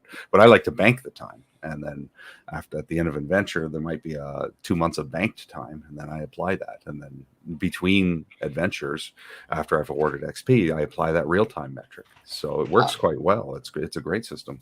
I'm going to mention one thing that my friend told me, that he felt that 5e characters just advance far too fast. And the idea is that they're going to make it to 20th level. And that I've listened to some people that have been playing and they've only gotten to 10th or 12th level after years of playing. I think the expectation of what was high level is a big difference between the two. Just for that very reason alone, is you need, without that downtime, players just seem like they advance within 1 calendar year or so, or whatever the one, even if it's a 1-to-1 ratio, they still seem to advance so quickly as to be almost meaningless. It's well, downtime certainly helps with player engagement with the world as well. It gives the players more chance to interact with NPCs, to get to know the layouts of cities and the characters that live in the cities.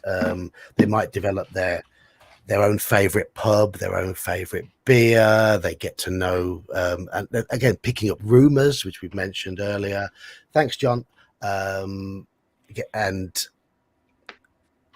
get building relationships with shopkeepers and people who work in temples, and they can use all of this in their adventures. And I think that side of the game has been somewhat lost in the idea that you're flung from exciting adventure to exciting adventure, relatively short session, another exciting adventure. And I think that's I personally think that's quite a sad a sad change to the way games are played. I think something's been lost there. And 5e has all this stuff. You know what amazes me? It does, yes, but it's ignored. It's and it's a player thing more than anything else. But it's that kind of sad of, not that I was looking at it, so, I like to run a Pugmire game at some point, but I was going to do every adventure was going to be a season. So you play one season, and guess what? And then the next season, and then I'll usually fill it. You tell me what you want to do in between, and I'll tell you. And then one is that allows me to change the seasons and the smells and everything else. Is, oh, you're from spring. Well, guess what? Your nose is running. You see the flowers. It's really beautiful. Okay, you get the sun, and then the autumn when the leaves change, and then they start falling, and then you get the snow. It really allows players to feel like there's a passage of time, and that they're slowly earning their way up. It doesn't feel like, oh, you're just 5th level and it took you 10 years. What's the big deal? Whereas in this other time, it's like, oh, yeah. I mean, because it's built on 5th edition mechanics, Adventures in Middle-earth is probably seen by many as being a new school system because it's built on 5th edition mechanics. But it has got some wonderful downtime mechanics in there. And there's the expectation that adventurers will not adventure during the freezing cold winter. They will spend that time gaining acquaintances, developing what is there's a mechanic in the game where they develop what is known as a sanctuary, somewhere where they can rest and recuperate, and learn stuff and develop relationships. And that to me gives it that old school nod. And yes, a lot of this sort of stuff is in the 5th edition Dungeon Master's Guide, but it is ignored. The 5th edition Dungeon Master's Guide is one of the best Dungeon Master's Guides produced for D&D. But there's so much in there that just doesn't get used.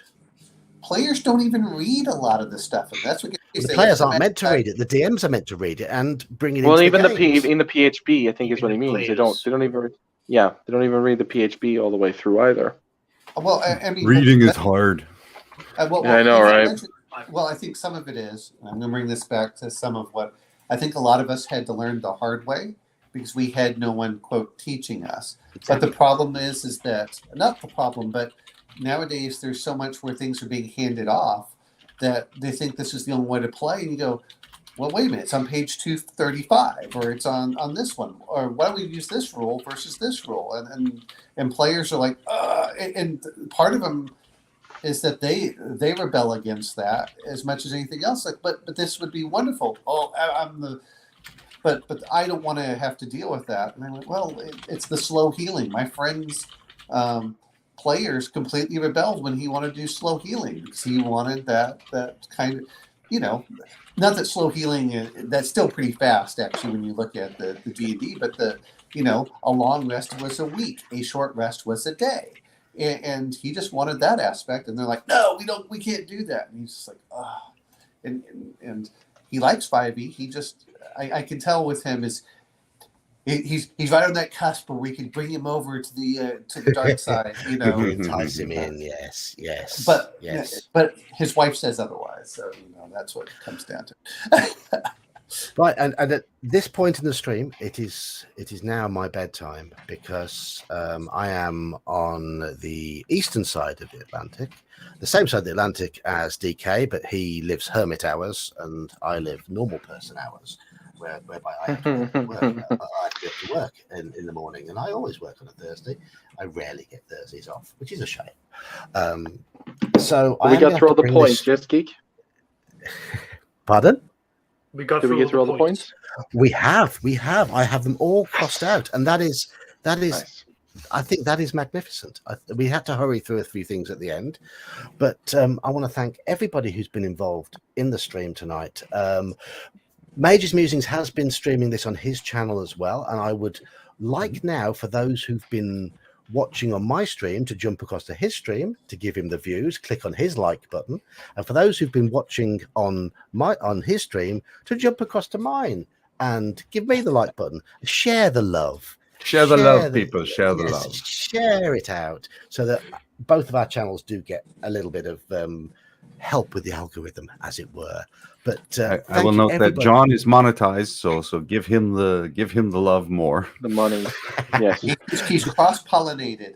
Yes. So yes, cross-pollinate the love, and make sure you check out Mage's Musings stream. There's Mage's channel is simply called Mage's Musings. It's easy enough to find. I will once this stream has ended, I will put it in the blurb at the bottom underneath with a link to my Discord channel as well, where you can, I know that almost everybody watching will class themselves as old school, and you're more than welcome to join in our old school essentials games, which we're running on alternate Saturdays at the moment. The next one is this weekend, and you can have you can have some fun with us playing. There's seven people have registered interest at the moment, which is good. There's often a few join at the last minute, so let's see what happens.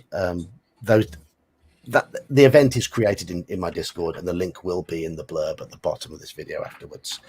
So thank you everybody who's been involved in chat, and thank you everybody who's been with us actually on the stream chatting away. So Mage's Musings, do you want to shill your channel?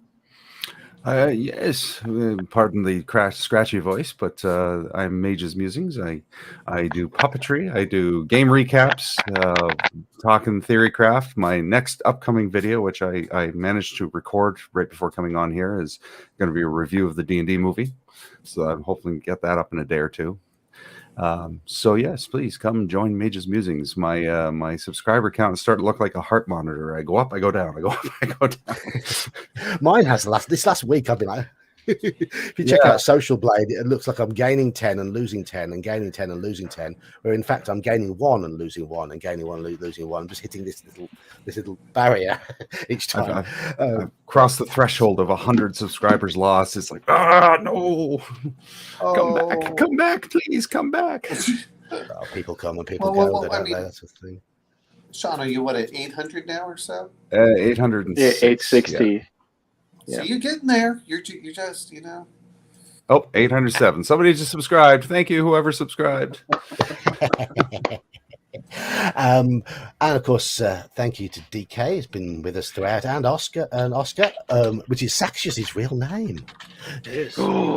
It is. Doxed. So thank you, DK and Saxius, for joining in. They haven't got channels, but they contribute to mine.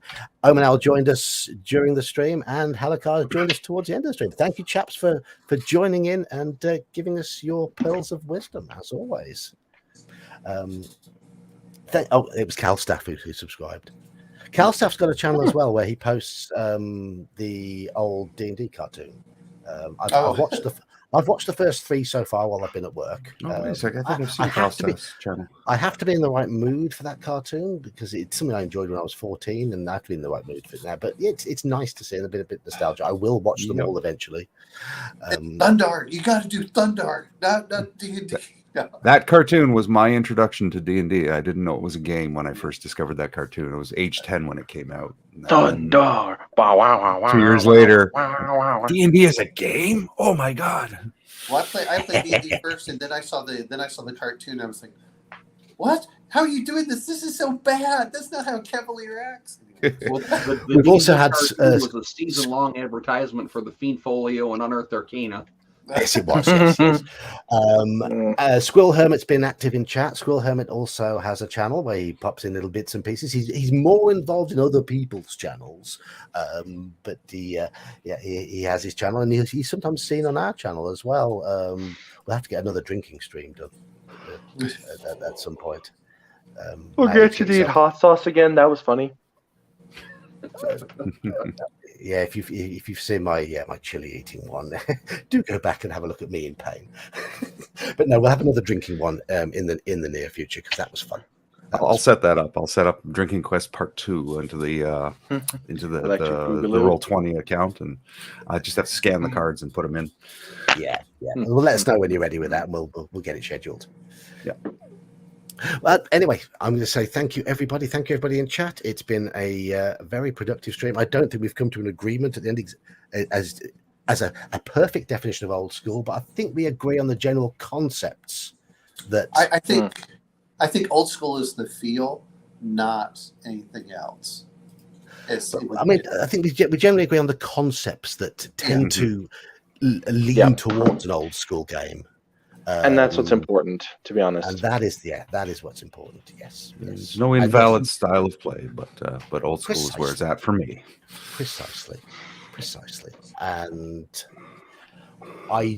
as I said at the start, I love Call of Cthulhu, and there's a lot of the Call of Cthulhu adventures that are very new school in their design, but they're still fun using an old school leaning system such as Call of Cthulhu. You can blend them. You can blend it.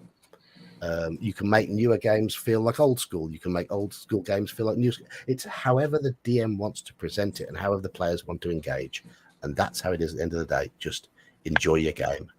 And on that note, I'm going to end the stream. Cheers all. Good night, everyone. Bye. Bye-bye.